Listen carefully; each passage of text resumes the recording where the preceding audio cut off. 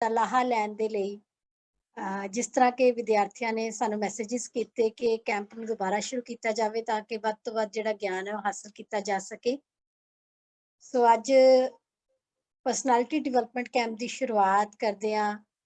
ਅੱਜ special session ਜੋ ਕਿ ਸਾਕਾ ਨਨਕਾਣਾ ਸਾਹਿਬ ਦੇ ਉੱਪਰ ਰੱਖਿਆ ਗਿਆ ਹੈ। ਸੋ ਸਾਰਿਆਂ ਨੂੰ ਜੀ ਆਇਆਂ ਨੂੰ ਕਹਿੰਦੇ ਆ ਜੀ। ਸੋ ਸਭ ਤੋਂ ਪਹਿਲਾਂ ਜਾਪ ਦੀ ਸੇਵਾ ਕਰਨਗੇ ਜੀ ਰੋਪੜ ਤੋਂ 12933 12933। नाम है जी लवप्रीत कौर जी। सो बेनती अगर ज्वाइन कर चुके ने कृपा करके हैंड रेज कर लें जी। 12933 रोपड़ तो। वाहिगुरु जी का खालसा वाहिगुरु जी की फतेह। इक ओंकार सतनाम करता पुरख निरभव निर्वैर अकाल मूरत अजूनी सैभं गुर प्रसाद। इक ओंकार सतनाम करता पुरख निरभव निर्वैर अकाल मूरत अजूनी सैभं गुर प्रसाद। इक ओंकार सतनाम करता पुरख निरभव निर्वैर अकाल मूरत अजूनी सैभं गुर प्रसाद। इक ओंकार सतनाम करता पुरख निरभव निर्वैर अकाल मूरत अजूनी सैभं गुर प्रसाद। इक ओंकार सतनाम करता पुरख निरभव निर्वैर अकाल मूरत अजूनी सैभं गुर प्रसाद। वाहिगुरु वाहिगुरु वाहिगुरु वाहिगुरु वाहिगुरु वाहिगुरु वाहिगुरु वाहिगुरु। वाहिगुरु जी का खालसा वाहिगुरु जी की फतेह। फतेह। बहुत धन्यवाद जी, बड़े प्रेम दे नाल तुसीं जाप दी सेवा करवाई है जी। सो हुण कीर्तन की हाजरी भरनगे जी गगनदीप कौर जी, जसप्रीत कौर जी बरनाला तो EPP नंबर 11255 11256। सो बेनती जी गगनदीप कौर जी। वाहिगुरु जी का खालसा वाहिगुरु जी की फतेह।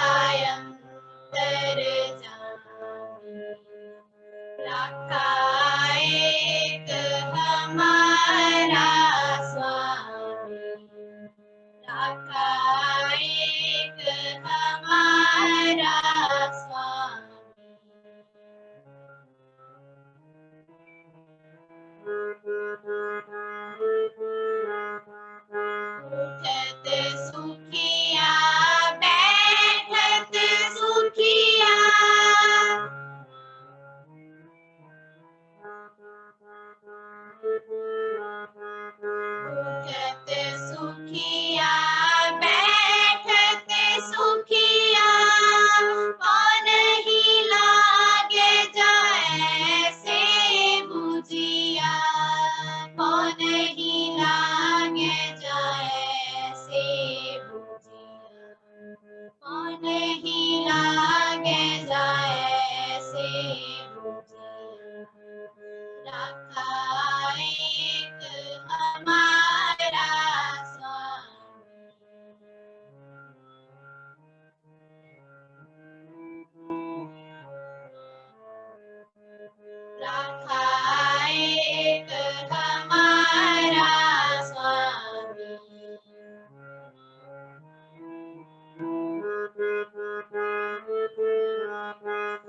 सोए अचिंता जागे अचिंता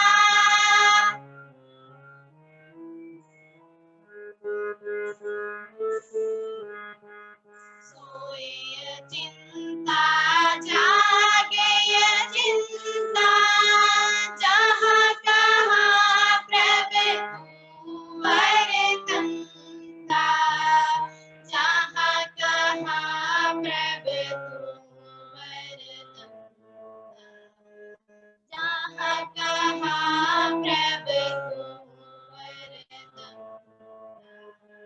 राखा एक हमारा स्वामी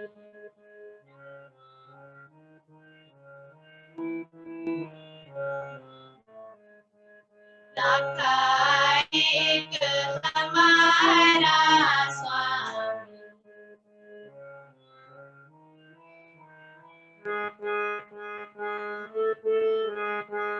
घर सुख बसिया बाहर सुख पाया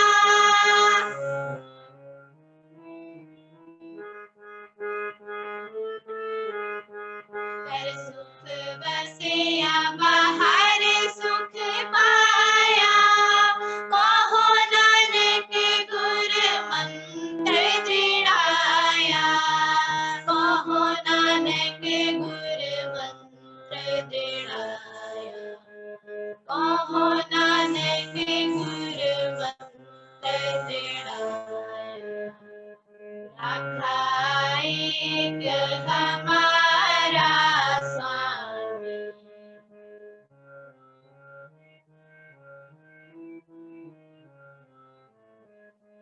राखा एक हमारा स्वामी राखा एक हमारा स्वामी कटाकायंतर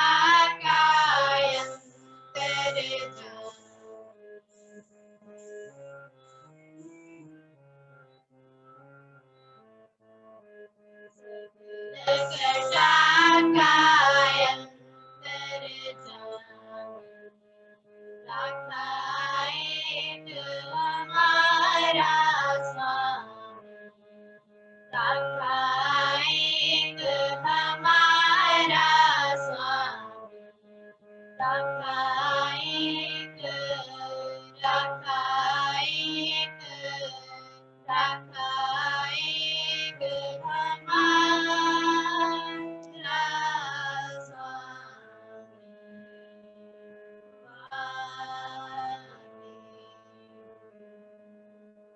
वाहिगुरु जी का खालसा वाहिगुरु जी की फतेह ਜੀ ਫਤਿਹ। ਬਹੁਤ ਧੰਨਵਾਦ ਜੀ। ਬਹੁਤ ਹੀ ਪ੍ਰੇਮ ਦੇ ਨਾਲ ਤੁਸੀਂ ਸਾਨੂੰ ਜਿਹੜਾ ਭੈਰੋ ਰਾਗ ਦਾ ਸ਼ਬਦ ਹੈ ਉਹ ਸਰਵਨ ਦੇ ਨਾਲ ਸਵਾਮੀ ਸਗਲ ਇੰਤਜ਼ਾਮ। ਸੋ ਅੱਜ ਬੜੇ ਦਿਨਾਂ ਬਾਅਦ ਅਸੀਂ ਸਾਰੇ ਇਸ ਤਰ੍ਹਾਂ ਆਨਲਾਈਨ ਇਕੱਠੇ ਹੋਏ ਆ। ਸੋ ਮੈਂ ਦੁਬਾਰਾ ਤੋਂ ਰਿਪੀਟ ਕਰਦਾ ਕਿ ਜਿਹੜੇ ਵੀ ਵਿਦਿਆਰਥੀ ਜੁਆਇਨ ਕਰਨ, ਹੋ ਸਕਦਾ ਅੱਜ ਕੁਝ ਨਵੇਂ ਵਿਦਿਆਰਥੀ ਵੀ ਹੋਣ, ਸੋ ਜਦੋਂ ਵੀ ਤੁਸੀਂ ਜੁਆਇਨ ਕਰੋ ਅਟੈਂਡੈਂਸ ਆਪਣੀ ਜ਼ਰੂਰ ਲਗਾ ਦੇਣਾ ਜੀ। ਜਿਸ ਤਰ੍ਹਾਂ ਪਿਛਲੀ ਵਾਰ ਵੀ 2 ਵਾਰੀ ਅਟੈਂਡੈਂਸ ਦੇ ਪ੍ਰਾਈਜ਼ਸ ਦਿੱਤੇ ਗਏ ਨੇ, ਸੋ ਇਸ ਵਾਰ ਵੀ ਹਜੇ ਤੱਕ 31 ਮਾਰਚ ਤੱਕ ਜੋ ਇੰਸਟਰਕਸ਼ਨ ਆਈ ਹੈ ਕਿ ਸਕੂਲ ਬੰਦ ਨੇ ਤਦ ਤੱਕ ਜਿਹੜਾ ਕੈਂਪ ਹੈ ਲਗਾਤਾਰ ਚੱਲੇਗਾ। ਸੋ ਜਿਹੜੇ ਵੀ ਵਿਦਿਆਰਥੀ ਰੋਜ਼ ਭਾਗ ਲੈਣਗੇ ਉਹਨਾਂ ਨੂੰ ਜਿਹੜੀ ਅਟੈਂਡੈਂਸ ਦਾ ਪ੍ਰਾਈਜ਼ ਹੈ ਉਹ ਦਿੱਤਾ ਜਾਏਗਾ। ਔਰ ਖਾਸ ਬੇਨਤੀ ਕਿ ਪਿਛਲੀ ਵਾਰ ਜੋ ਕੈਂਪ ਲੱਗਿਆ ਸੀ ਉਹਦੇ ਵਿੱਚ ਸਾਰੇ ਨੇ ਆਪਣੀ ਗਿਆਨ ਗੋਲਕਾਂ ਭਰੀਆਂ ਸੀ ਔਰ ਬਹੁਤ ਸਾਰੇ ਬੱਚਿਆਂ ਨੇ ਸਾਨੂੰ ਗਿਆਨ ਗੋਲਕਾਂ ਦੀ ਫੋਟੋ ਵੀ ਭੇਜੀਆਂ ਸੀ। ਸੋ ਤੁਸੀਂ ਉਸੇ ਗਿਆਨ ਗੋਲਕ ਨੂੰ ਕੰਟੀਨਿਊ ਕਰ ਸਕਦੇ ਹੋ ਔਰ ਜੋ ਤੁਸੀਂ ਨਵਾਂ ਸਿੱਖੋ ਉਹਦੇ ਵਿੱਚ ਜ਼ਰੂਰ ਲਿਖੋ। ਆਸ ਕਰਦੇ ਆ ਜੋ ਤੁਸੀਂ ਪਹਿਲਾਂ ਸਿੱਖਿਆ ਹੋਏਗਾ ਉਹਨੂੰ ਅਮਲ ਵੀ ਕੀਤਾ ਹੋਏਗਾ, ਪਰ ਉਹਦੇ ਲਈ ਜੋ ਜਿਵੇਂ ਤੁਹਾਡਾ ਪਿਛਲਾ ਸਾਲ ਬੀਤਿਆ ਸੋ ਉਹਦੇ ਐਕਸਪੀਰੀਐਂਸਿਸ ਤੁਸੀਂ ਜਿਹੜੇ ਜਿੱਦਾਂ ਤੁਹਾਨੂੰ ਮੈਸੇਜ ਕੀਤਾ ਗਿਆ ਗਰੁੱਪ ਦੇ ਵਿੱਚ ਉਹ ਤੁਸੀਂ ਸ਼ੇਅਰ ਕਰਨੇ ਨੇ। 31 ਤਰੀਕ ਨੂੰ ਉਹਦਾ ਜਿਹੜਾ ਸਮਾਂ ਹੋਏਗਾ। ਸੋ ਜਿਸ ਤਰ੍ਹਾਂ ਕਿ ਸਭ ਨੂੰ ਪਤਾ ਹੈ 2021 ਦੇ ਵਿੱਚ ਜੋ ਸਾਕਾ ਨਨਕਾਣਾ ਸਾਹਿਬ ਦੀ 100 ਸਾਲਾ ਸ਼ਤਾਬਦੀ ਮਨਾਈ ਗਈ 21 ਫਰਵਰੀ ਨੂੰ। ਸੋ ਅੱਜ ਅਸੀਂ ਇੱਕ ਸਪੈਸ਼ਲ ਸੈਮੀਨਾਰ ਸਾਕਾ ਨਨਕਾਣਾ ਸਾਹਿਬ ਨੂੰ ਸਮਰਪਿਤ ਕਰ ਰਹੇ ਹਾਂ। ਉਹਨਾਂ ਦੇ ਸ਼ਹੀਦਾਂ ਨੂੰ ਜੋ ਉੱਥੇ ਸ਼ਹੀਦ ਹੋਏ ਸਿੰਘ ਸਿੰਘਣੀਆਂ ਉਹਨਾਂ ਨੂੰ ਸਮਰਪਿਤ ਕਰ ਰਹੇ ਹਾਂ।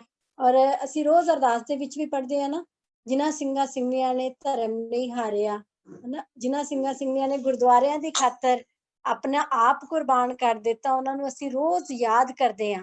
ਸੋ ਸਾਕਾ ਨਨਕਾਣਾ ਸਾਹਿਬ, ਜਿਵੇਂ ਕਿ ਸਾਨੂੰ ਸਭ ਨੂੰ ਪਤਾ ਹੈ, ਗੁਰੂ ਨਾਨਕ ਸਾਹਿਬ ਜੀ ਦਾ ਜਨਮ ਸਥਾਨ ਹੈ, ਔਰ ਉੱਥੇ ਕਿਸ ਤਰ੍ਹਾਂ ਇਹ ਸਾਰਾ ਸਾਕਾ ਵਾਪਰਿਆ। ਸੋ ਅੱਜ ਸਾਡੇ ਨਾਲ ਜੁੜੇ ਨੇ ਬਹੁਤ ਹੀ ਸਾਡੇ ਪਿਆਰੇ ਵੀਰ ਭਾਈ ਅਮਰ ਸਿੰਘ ਜੀ, SGPC ਪ੍ਰਚਾਰਕ, ਔਰ ਅਸੀਂ ਸਾਕਾ ਨਨਕਾਣਾ ਸਾਹਿਬ ਬਾਰੇ ਉਹਨਾਂ ਤੋਂ ਜਾਣਕਾਰੀ ਪ੍ਰਾਪਤ ਕਰਾਂਗੇ ਜੀ ਕਿ ਕਿਸ ਤਰ੍ਹਾਂ ਇਹ ਸਾਰਾ ਸਾਕਾ ਵਾਪਰਿਆ ਔਰ ਸਾਨੂੰ ਇਹਦੇ ਤੋਂ ਕੀ ਸੇਧ ਲੈਣ ਦੀ ਲੋੜ ਹੈ। ਸੋ ਉਹਨਾਂ ਨੂੰ ਮੈਂ ਬੇਨਤੀ ਕਰਾਂਗੀ, ਵੀਰ ਜੀ ਅਗਰ ਜੁੜ ਚੁੱਕੇ ਨੇ ਫਤਿਹ ਦੀ ਸਾਂਝ ਪਾਣਗੇ ਜੀ। ਵੀਰ ਜੀ ਜੁੜ ਚੁੱਕੇ ਨੇ ਜੀ, ਸੋ ਸਾਡੇ ਨਾਲ ਫਤਿਹ ਦੀ ਸਾਂਝ ਪਾਣਗੇ। ਵਾਹਿਗੁਰੂ ਜੀ ਕਾ ਖਾਲਸਾ, ਵਾਹਿਗੁਰੂ ਜੀ ਕੀ ਫਤਿਹ। ਜੀ। ਹਾਂਜੀ, ਮੇਰੀ ਆਵਾਜ਼ ਆ ਰਹੀ ਹੈ ਜੀ ਸਾਰਿਆਂ ਨੂੰ? ਜੀ ਬਿਲਕੁਲ ਕਲੀਅਰ ਆ ਰਹੀ ਹੈ ਜੀ। ਠੀਕ ਹੈ ਜੀ। ਸੌਰੀ, ਉਹ ਨਾ ਲੈਪਟਾਪ ਇੱਕਦਮ ਬੰਦ ਹੋ ਗਿਆ ਤੇ ਜਿਹਦੇ ਕਰਕੇ ਥੋੜਾ ਜਿਹਾ ਕੋਈ ਗੱਲ ਨਹੀਂ। ਹਾਂਜੀ, ਸਭ ਤੋਂ ਪਹਿਲਾਂ ਮੈਂ ਸਾਰਿਆਂ ਨੂੰ ਫਤਿਹ ਬੁਲਾਉਣਾ ਜੀ। ਵਾਹਿਗੁਰੂ ਜੀ ਕਾ ਖਾਲਸਾ, ਵਾਹਿਗੁਰੂ ਜੀ ਕੀ ਫਤਿਹ।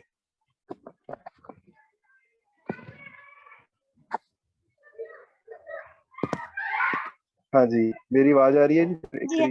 ਜੀ ਦੱਸ। ਹਾਂਜੀ ਠੀਕ ਹੈ। ਉਹਨਾਂ 2 ਵਾਰੀ ਫੋਨ ਵੀ ਡਿੱਗ ਪਿਆ ਤੇ ਹੁਣੇ ਇੱਕ ਬੜੀ ਵਧੀਆ ਆਪ ਜੀ ਸਾਰੇ ਹੀ ਖਾਸ ਕਰਕੇ ਭੈਣ ਜੀ ਨੇ ਇੱਕ ਬੜੀ ਵਧੀਆ ਗੱਲ ਕਹੀ ਕਿ ਸਾਰੇ ਬੱਚਿਆਂ ਦੇ ਨਾ ਫੋਨ ਆ ਰਹੇ ਸੀਗੇ, ਦੁਬਾਰਾ ਕਲਾਸਾਂ ਜਿਹੜੀਆਂ ਉਹ ਸ਼ੁਰੂ ਕੀਤੀਆਂ ਜਾਣ ਆਨਲਾਈਨ। ਤੇ ਉਹ ਮੈਨੂੰ ਬੈਠੇ ਬੈਠੇ ਨੂੰ ਇੱਕ ਗੱਲ ਬੜੀ ਵਧੀਆ ਲੱਗੀ। ਗੁਰਬਾਣੀ ਦਾ ਇੱਕ ਪ੍ਰਮਾਣ ਆ, ਪ੍ਰਮਾਣ ਇਹ ਹੈਗਾ ਕਿ ਬਿਨ ਗਾਹਕ ਗੁਣ ਵੇਚੀਏ ਤਉ ਗੁਣ ਸਭ ਕੋ ਜਾਏ, ਗੁਣ ਕਾ ਗਾਹਕ ਜੇ ਮਿਲੇ ਤਉ ਗੁਣ ਲਾਖ ਪਕਾਏ। ਕਿ ਜੇ ਅਸੀਂ ਧੱਕੇ ਨਾਲ ਕਿਸੇ ਨੂੰ ਕਲਾਸ ਵਾਸਤੇ ਰეკਮੈਂਡ ਕਰੀਏ ਨਾ ਕਿ ਕਲਾਸ 'ਚ ਆਉਣਾ ਹੀ ਆਉਣਾ, ਆਉਣਾ ਹੀ ਆਉਣਾ, ਤੇ ਮੇਰਾ ਖਿਆਲ ਹੈ ਕਿ ਉਹ ਕਲਾਸ ਦਾ ਕੋਈ ਆਨੰਦ ਨਹੀਂ ਆਏਗਾ। ਪਰ ਜਿਵੇਂ ਬੱਚਿਆਂ ਦੀਆਂ ਇਹ ਗੱਲਾਂ ਸੀਗੀਆਂ ਕਿ ਬੱਚੇ ਚਾਹੁੰਦੇ ਸੀ ਕਿ ਅਸੀਂ ਕਲਾਸ ਵਿੱਚ ਆਉਣਾ ਚਾਹੁੰਦੇ ਹਾਂ, ਕਲਾਸ ਲੱਗਣੀ ਚਾਹੀਦੀ ਆ, ਤੇ ਨੈਚੁਰਲ ਹੈ ਕਿ ਉਹ ਹਰ ਇੱਕ ਬੱਚਾ ਫਿਰ ਬੜਾ ਸਾਵਧਾਨ ਹੋ ਕੇ ਜਿਹੜਾ ਮਾਈਂਡ ਹੈ ਉਹ ਕੌਨਸ਼ੀਅਸ ਰੱਖ ਕੇ ਇੱਕ ਜਗ੍ਹਾ ਤੇ ਇਕਾਗਰਤਾ ਦੇ ਨਾਲ ਫਿਰ ਉਹ ਬੱਚਾ ਕਲਾਸ ਅਟੈਂਡ ਕਰਦਾ। ਸੋ ਇਹ ਬਹੁਤ ਵਧੀਆ ਗੱਲ ਹੈ ਕਿ ਲਗਭਗ ਕਾਫੀ ਬੱਚੇ ਜਿਹੜੇ ਆ ਉਹ ਇਸ ਵਕਤ ਜੁੜੇ ਹੋਏ ਨੇ। ਸੋ ਗੱਲ ਨਨਕਾਣਾ ਸਾਹਿਬ ਦੀ ਕਰਨੀ ਆਪਾਂ। ਸੋ ਉਸ ਤੋਂ ਪਹਿਲਾਂ ਇੱਕ ਸ਼ਬਦ ਪੜ੍ਹਿਆ ਸੀਗਾ ਬੱਚੀ ਨੇ, ਇਹ ਜਿਹੜਾ ਅੱਜ ਦਾ ਟੌਪਿਕ ਹੈ ਉਹ ਸ਼ਬਦ ਦੇ ਨਾਲ ਬਹੁਤ ਜ਼ਿਆਦਾ ਮੇਲ ਖਾਂਦਾ। ਸੋ ਨਾਲ ਮੈਂ ਸ਼ਬਦ ਦੇ ਅਰਥ ਵੀ ਜਿੰਨੇ ਕੁ ਆਉਂਦੇ ਹੈ ਮੈਨੂੰ ਮੈਂ ਦੱਸਣ ਦਾ ਯਤਨ ਕਰਾਂਗਾ। ਸੋ ਸਭ ਤੋਂ ਪਹਿਲਾਂ ਮੈਂ ਫਤਿਹ ਬੁਲਾਉਣਾ ਹੈ ਸਾਰਿਆਂ ਨੂੰ, ਖਾਸ ਕਰਕੇ ਐਜੂਕੇਸ਼ਨ ਪੰਜਾਬ ਪ੍ਰੋਜੈਕਟ ਵਾਲੇ ਸਾਰੇ ਵੀਰ ਜਸਵੀਰ ਸਿੰਘ ਜੀ, ਭੈਣ ਜੀ ਹੁਣੀ, ਔਰ ਜਿੰਨੇ ਵੀ ਇਹਨੂੰ ਆਰਗੇਨਾਈਜ਼ ਕਰ ਰਹੇ ਨੇ ਸਾਰਿਆਂ ਦਾ ਬਹੁਤ ਬਹੁਤ ਧੰਨਵਾਦ। ਦਾਸ ਅਮਰ ਸਿੰਘ ਪ੍ਰਚਾਰਕ ਧਰਮ ਪ੍ਰਚਾਰ ਕਮੇਟੀ ਆਪ ਜੀ ਨੂੰ ਫਤਿਹ ਅਰਜ਼ ਕਰਦਾ ਹੈ। ਜਿੱਥੇ ਕਿਤੇ ਵੀ ਬੈਠੇ ਹੋ ਗੱਜ ਕੇ ਫਤਿਹ ਬੁਲਾਓ, ਦੋਵੇਂ ਹੱਥ ਜੋੜ ਕੇ ਆਖੋ ਜੀ ਵਾਹਿਗੁਰੂ ਜੀ ਕਾ ਖਾਲਸਾ, ਵਾਹਿਗੁਰੂ ਜੀ ਕੀ ਫਤਿਹ। ਸੋ ਨਨਕਾਣਾ ਸਾਹਿਬ ਦੀ ਬਾਤ ਆਪਾਂ ਸਾਰਿਆਂ ਨੇ ਅੱਜ ਕਰਨੀ ਹੈ। ਚੇਤਾ ਰੱਖਿਓ ਕਿ ਨਨਕਾਣਾ ਸਾਹਿਬ ਸਿੱਖਾਂ ਲਈ ਜਿੰਦ ਜਾਨ ਹੈ। ਨਨਕਾਣਾ ਸਾਹਿਬ ਸਾਡੀ ਜਨਮ ਭੂਮੀ ਹੈ, ਕਿਉਂਕਿ ਸਾਡੇ ਜਨਮ ਦਾਤੇ ਦੇ ਉਹ ਸਥਾਨ ਹੈ। ਹਰ ਇੱਕ ਗੁਰਦੁਆਰਾ ਕੋਈ ਵੀ ਹੋਵੇ, ਹਰ ਇੱਕ ਗੁਰਦੁਆਰੇ ਦੇ ਪ੍ਰਤੀ ਪਿਆਰ ਸਿੱਖ ਦੇ ਸੁਭਾਅ ਦੇ ਵਿੱਚ ਹੀ ਆ। ਸਾਡੇ ਜਿਵੇਂ ਅਸੀਂ ਆਪਣੇ ਪੈਰੈਂਟਸ ਨੂੰ ਪਿਆਰ ਕਰਦੇ ਨਾ, ਉਵੇਂ ਅਸੀਂ ਆਪਣੇ ਗੁਰਧਾਮਾਂ ਨੂੰ ਪਿਆਰ ਕਰਦੇ। ਤੇ ਚੇਤਾ ਰੱਖੋ ਗੁਰਧਾਮ ਕਿਵੇਂ ਦੀ ਚੀਜ਼ ਆ, ਜਿਵੇਂ ਕਿਸੇ ਨੂੰ ਕੋਈ ਬੰਦੇ ਨੇ ਗਲਤੀ ਕੀਤੀ ਹੋਵੇ ਤੇ ਉਹਨੂੰ ਕਿਸੇ ਜਗ੍ਹਾ ਦੇ ਉੱਤੇ ਖੜ ਕੇ ਉਹਨੂੰ ਕਿਹਾ ਕਿ ਬਈ ਤੂੰ ਗਲਤੀ ਕੀਤੀ ਹੈ, ਇਸ ਗਲਤੀ ਦੀ ਸਹੁੰ ਖਾ, ਤੇ ਉਹ ਬੰਦਾ ਝੂਠਾ ਹੋਵੇ, ਹਨਾ, ਉਹਨੇ ਗਲਤੀ ਕੀਤੀ ਹੋਵੇ ਤੇ ਉਹ ਸੱਚਾ ਬਣਨ ਦਾ ਯਤਨ ਕਰਦਾ ਹੋਵੇ ਤੇ ਉਹਨੂੰ ਕਹੋਗੇ ਉਹ ਮੰਨੇ ਨਾ, ਹਨਾ, ਫਿਰ ਆਪਾਂ ਉਹਨੂੰ ਕਹਿੰਦੇ ਆ ਕਿ ਤੂੰ ਇੰਝ ਕਰ, ਗੁਰਦੁਆਰੇ ਨੂੰ ਮੂੰਹ ਕਰਕੇ ਨਾ ਸਹੁੰ ਖਾ। ਉਹ ਡਰ ਜਾਏਗਾ, ਗੁਰਦੁਆਰੇ ਨੂੰ ਮੂੰਹ ਨਹੀਂ ਕਰੇਗਾ, ਉਹਨੂੰ ਪਤਾ ਕਿ ਪਾਕ ਤੇ ਪਵਿੱਤਰ ਜਗ੍ਹਾ ਹੈ ਨਾ, ਉਹਦੇ ਵੱਲ ਮੂੰਹ ਕਰਕੇ ਵੀ ਮੈਂ ਸਹੁੰ ਨਹੀਂ ਖਾਣੀ। ਇੱਕ ਸੋਚ ਕੇ ਦੇਖੋ ਕਿ ਉਹ ਗੁਰਦੁਆਰਾ ਕਿੰਨੀ ਅਹਿਮੀਅਤ ਸਾਡੇ ਮਾਈਂਡ ਦੇ ਵਿੱਚ ਦਿੰਦਾ ਹੈ, ਸਾਡੇ ਜ਼ਿਹਨ ਦੇ ਵਿੱਚ ਗੁਰਦੁਆਰਾ ਕਿੰਨੀ ਵੱਡੀ ਘਰ ਕਰ ਚੁੱਕਾ ਹੈ। ਸੋ ਗੁਰਦੁਆਰੇ ਦੇ ਪ੍ਰਤੀ ਪਿਆਰ ਭਾਵਨਾ ਜਿਹੜੀ ਆ ਉਹ ਪੁਰਾਤਨ ਤੌਰ ਤੇ ਹੀ ਸਾਨੂੰ ਮਿਲਦੀ ਆਈ ਹੈ ਤੇ ਗੁਰਬਾਣੀ ਦੇ ਪ੍ਰਮਾਣ ਅਸੀਂ ਪੜ੍ਹਦੇ ਹਾਂ, ਕਿਉਂਕਿ ਜਿਵੇਂ ਐਜੂਕੇਸ਼ਨ ਪੰਜਾਬ ਪ੍ਰੋਜੈਕਟ ਉਹ ਚੀਜ਼ ਦਿੰਦਾ ਆ ਤੁਹਾਨੂੰ, ਜਿਹੜੀ ਕਈ ਬੱਚੇ ਇਵੇਂ ਦੇ ਨੇ ਜਿਹੜੇ ਆਪਣੀ ਸਟੱਡੀ ਨੀਡ ਰੱਖਦੇ ਨੇ, ਹਨਾ। ਤੇ ਜਦੋਂ ਮੈਂ ਫਿਰ ਉਹੀ ਗੁਰਬਾਣੀ ਦਾ ਪ੍ਰਮਾਣ ਤੁਹਾਡੇ ਸਾਹਮਣੇ ਰੱਖਿਆ ਸੀ, ਜਿਵੇਂ ਕਈ ਸਾਡੀਆਂ ਸੰਸਥਾਵਾਂ ਐਵੇਂ ਦੀਆਂ ਨੇ, ਠੀਕ ਹੈ, ਜਿਵੇਂ ਇੱਕ ਛੋਟੀ ਜਿਹੀ ਗੱਲ ਕਰਨ ਲੱਗਾ, ਇਹ ਭਾਰਤ ਸਰਕਾਰ ਅੱਜ ਕੀ ਕਰ ਰਹੀ ਹੈ, ਹਨਾ, ਸਾਡੇ ਪੰਜਾਬ ਦੇ ਕਿਸਾਨਾਂ ਦੇ ਨਾਲ, ਕਿ ਜਿਹੜੀ ਚੀਜ਼ ਦੀ ਨੀਡ ਹੀ ਨਹੀਂ ਹੈ ਸਾਨੂੰ, ਹਨਾ, ਉਹ ਚੀਜ਼ ਧੱਕੇ ਨਾਲ ਦੇ ਰਹੀ ਹੈ। ਜਿਹੜੇ 3 ਕਾਲੇ ਕਾਨੂੰਨ ਹੈ ਉਹ ਧੱਕੇ ਨਾਲ ਦੇ ਰਹੀ ਹੈ। ਜਦੋਂ ਕਿਸੇ ਬੰਦੇ ਨੇ ਚੀਜ਼ ਲੈਣੀ ਨਹੀਂ, ਆਪਾਂ ਧੱਕੇ ਨਾਲ ਦੇਵਾਂਗੇ ਤੇ ਉਹਦਾ ਕੋਈ ਮੁੱਲ ਨਹੀਂ ਪਏਗਾ। ਇਵੇਂ ਹੀ ਐਜੂਕੇਸ਼ਨ ਪੰਜਾਬ ਪ੍ਰੋਜੈਕਟ ਉਹ ਬੱਚੇ ਲੱਭਦੀ ਆ ਜਿਹੜੇ ਬੱਚਿਆਂ ਨੂੰ ਵਾਕਈ ਸਟੱਡੀ ਦੀ ਲੋੜ ਹੈ, ਜਿੱਥੇ ਵਾਕਈ ਹੀ ਉਹ ਪੜ੍ਹਨਾ ਚਾਹੁੰਦੇ ਨੇ, ਵਾਕਈ ਹੀ ਆਪਣਾ ਫਿਊਚਰ ਬਣਾਉਣਾ ਚਾਹੁੰਦੇ ਨੇ, ਉਹਨਾਂ ਤੇ ਪੈਸਾ ਲਾਉਂਦੀ ਆ।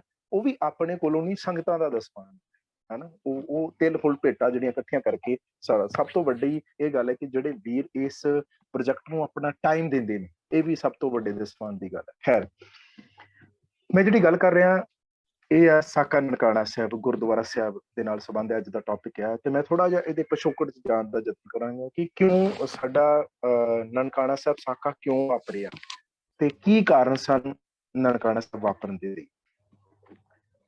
ਜਦੋਂ ਕਿਸੇ ਚੀਜ਼ ਦੀ ਸਾਨੂੰ ਲੋੜ ਨਾ ਹੋਵੇ, ਉਹ ਚੀਜ਼ ਦਈ ਜਾਵੇ ਤੇ ਨੈਚੁਰਲ ਅਸੀਂ ਉਸ ਚੀਜ਼ ਨੂੰ ਨਹੀਂ ਦੇਣੀ। ਇਸੇ ਤਰ੍ਹਾਂ ਹੀ ਪਿਆਰ ਹੈ। ਪਿਆਰ ਅਸੀਂ ਕਦੀ ਵੀ ਕਿਸੇ ਧੱਕੇ ਨਾਲ ਕਿਸੇ ਨੂੰ ਦੇ ਨਹੀਂ ਸਕਦੇ। ਧੱਕੇ ਨਾਲ ਕਿਸੇ ਨੂੰ ਵੀ ਆਪਾਂ ਗੁਰੂ ਘਰ ਨਾਲ ਜੋੜ ਨਹੀਂ ਸਕਦੇ। ਇਹ ਨੈਚੁਰਲ ਹੈ, ਹਰ ਇੱਕ ਦੇ ਅੰਦਰੋਂ ਉੱਠਦਾ ਹੈ। ਤੇ ਜਿਹੜਾ ਪਿਆਰ ਆ ਗੁਰਧਾਮਾਂ ਦੇ ਲਈ ਨੈਚੁਰਲ ਹੈ ਕਿ ਸਾਡੇ ਸਿੱਖੀਜ਼ਮ ਦੇ ਵਿੱਚ ਸਾਡੇ ਬਚਪਨ ਤੋਂ ਹੀ ਸਾਡਾ ਜਿਹੜਾ ਜਨਮ ਸੰਸਕਾਰ ਆ, ਨਾਮ ਸੰਸਕਾਰ ਆ, ਠੀਕ ਹੈ, ਜਿੰਨੇ ਵੀ ਸੰਸਕਾਰ ਆ ਸਾਡੇ ਗੁਰਦੁਆਰੇ ਦੇ ਨਾਲ ਇਰਦ ਗਿਰਦ ਦੇ ਨਾਲ ਜੁੜੇ ਹੋਏ ਨੇ। ਪਰ ਜਦੋਂ ਅਸੀਂ ਉਹਦੇ ਵਿੱਚ ਨਾ ਰਹੀਏ, ਉਸ ਘਰ ਦੇ ਵਿੱਚ ਨਾ ਰਹੀਏ, ਜੇ ਇੱਕ ਛੋਟੀ ਜਿਹੀ ਗੱਲ ਹੈ, ਸਾਡਾ ਆਪਣਾ ਘਰ ਹੋ ਗਿਆ, ਅਸੀਂ ਆਪਣੇ ਘਰ ਵਿੱਚ ਨਾ ਰਹੀਏ ਤੇ ਕਿਰਾਏ ਤੇ ਬੰਦਾ ਕੋਈ ਅਸੀਂ ਕਿਰਾਏਦਾਰ ਰੱਖ ਲਈਏ, ਉਹ ਸਾਡੇ ਦਰਵਾਜ਼ੇ ਵੀ ਜ਼ੋਰ ਜ਼ੋਰ ਦੀ ਮਾਰੇਗਾ ਹਨਾ। ਉਹ ਜਿਹੜੀਆਂ ਘਰ ਵਿੱਚ ਪਈਆਂ ਹੋਈਆਂ ਚੀਜ਼ਾਂ ਨੂੰ ਵੀ ਤੋੜਨ ਦਾ ਯਤਨ ਕਰੇਗਾ ਕਿ ਉਹਦਾ ਆਪਣਾ ਨਹੀਂ ਹੈ, ਮਕਾਲ ਮਾਣ ਕੋਈ ਨਹੀਂ ਹੈਗਾ।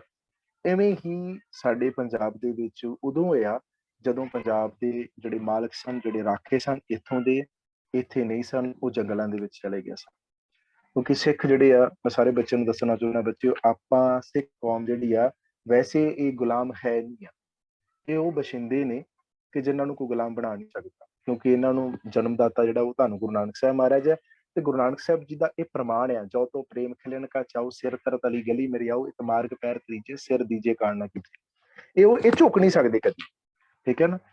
ਸਾਡੇ ਐਕਚੁਅਲੀ ਸਾਡੇ ਖੂਨ ਦੇ ਵਿੱਚ ਹੀ ਇਵੇਂ ਦੀ ਚੀਜ਼ ਹੈ ਕਿ ਅਸੀਂ ਕਿਸੇ ਦੇ ਜ਼ਬਰ ਦੇ ਸਾਹਮਣੇ, ਖਾਸ ਕਰਕੇ ਜਿੱਥੇ ਜ਼ਬਰ ਹੁੰਦਾ ਹੈਗਾ ਉੱਥੇ ਝੁਕਾਂਗੇ ਨਹੀਂ, ਠੀਕ ਹੈ। ਹੁਣ ਜਦੋਂ ਨਨਕਾਣਾ ਸਾਹਿਬ ਦੀ ਗੱਲ ਸੁਣਦੇ ਆ ਕਿ ਗੁਰਧਾਮਾਂ ਦੇ ਨਾਲ, ਜਿਹੜੀ ਮੈਂ ਬੇਨਤੀ ਕਰ ਰਿਹਾ ਸੀ, ਗੁਰਧਾਮ ਦੇ ਨਾਲ ਸਾਡਾ ਬੜਾ ਪਿਆਰ ਹੈ। ਪਰ ਜਦੋਂ ਅਸੀਂ ਪੰਜਾਬ ਦੇ ਵਿੱਚ 1920 ਤੋਂ ਪਹਿਲਾਂ, ਕਿਉਂਕਿ ਇਹ ਸਾਕਾ 1919-20 ਦੇ ਵਿੱਚ ਵਾਪਰਿਆ, ਤੇ 1920 ਤੋਂ ਪਹਿਲਾਂ ਸਿੱਖ ਜਿਹੜੇ ਸਨ ਉਹ ਜੰਗਲਾਂ ਦੇ ਵਿੱਚ ਚਲੇ ਸਨ। 100 ਸਾਲ ਸਿੱਖ ਗੁਲਾਮ ਰਿਹਾ।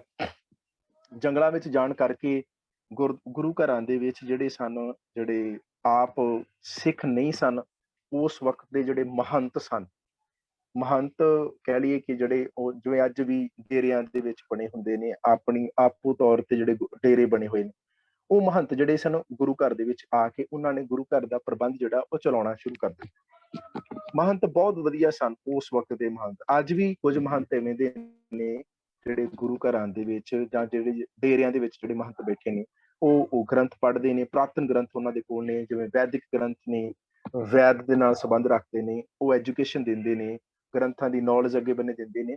ਉਹਦੇ ਨਾਲ ਕੀ ਹੁੰਦਾ ਸੀਗਾ ਕਿ ਜਿਹੜੇ ਸਾਡੇ ਬੱਚੇ ਨਹੀਂ ਸੀ ਪੜ੍ਹਦੇ, ਉਹ ਗੁਰੂ ਘਰਾਂ ਦੇ ਵਿੱਚੋਂ ਤੱਤ ਵੇਦਾ ਬਣਦੇ ਸਨ, ਉਹਨਾਂ ਨੂੰ ਗਿਆਨ ਮਿਲਦਾ ਸੀ। ਇਹ ਜਿੰਨੇ ਵੀ ਮਹੰਤ ਸਨ ਉਹਨਾਂ ਬੱਚਿਆਂ ਨੂੰ ਗਿਆਨ ਦਿੰਦੇ ਸਨ ਜਾਂ ਗ੍ਰੰਥ ਪੜ੍ਹਨ ਦੀ ਵਿਦਿਆ ਦਿੰਦੇ ਸਨ। ਪਰ ਜਦੋਂ ਗੁਰੂ ਘਰਾਂ ਦੇ ਵਿੱਚ, ਹੁਣ ਚੇਤਾ ਰੱਖੋ, ਗੁਰਬਾਣੀ ਦਾ ਪ੍ਰਮਾਣ ਨਾਲ ਤੁਹਾਡੇ ਚੇਤੇ ਵਿੱਚ ਰੱਖਦਾ ਜਾਵਾਂ, ਗੁਰਬਾਣੀ ਦਾ ਇੱਕ ਪ੍ਰਮਾਣ ਹੈ, ਮਾਇਆ ਧਾਰੀ ਅਤ ਅੰਨਾ ਬੋਲਾ।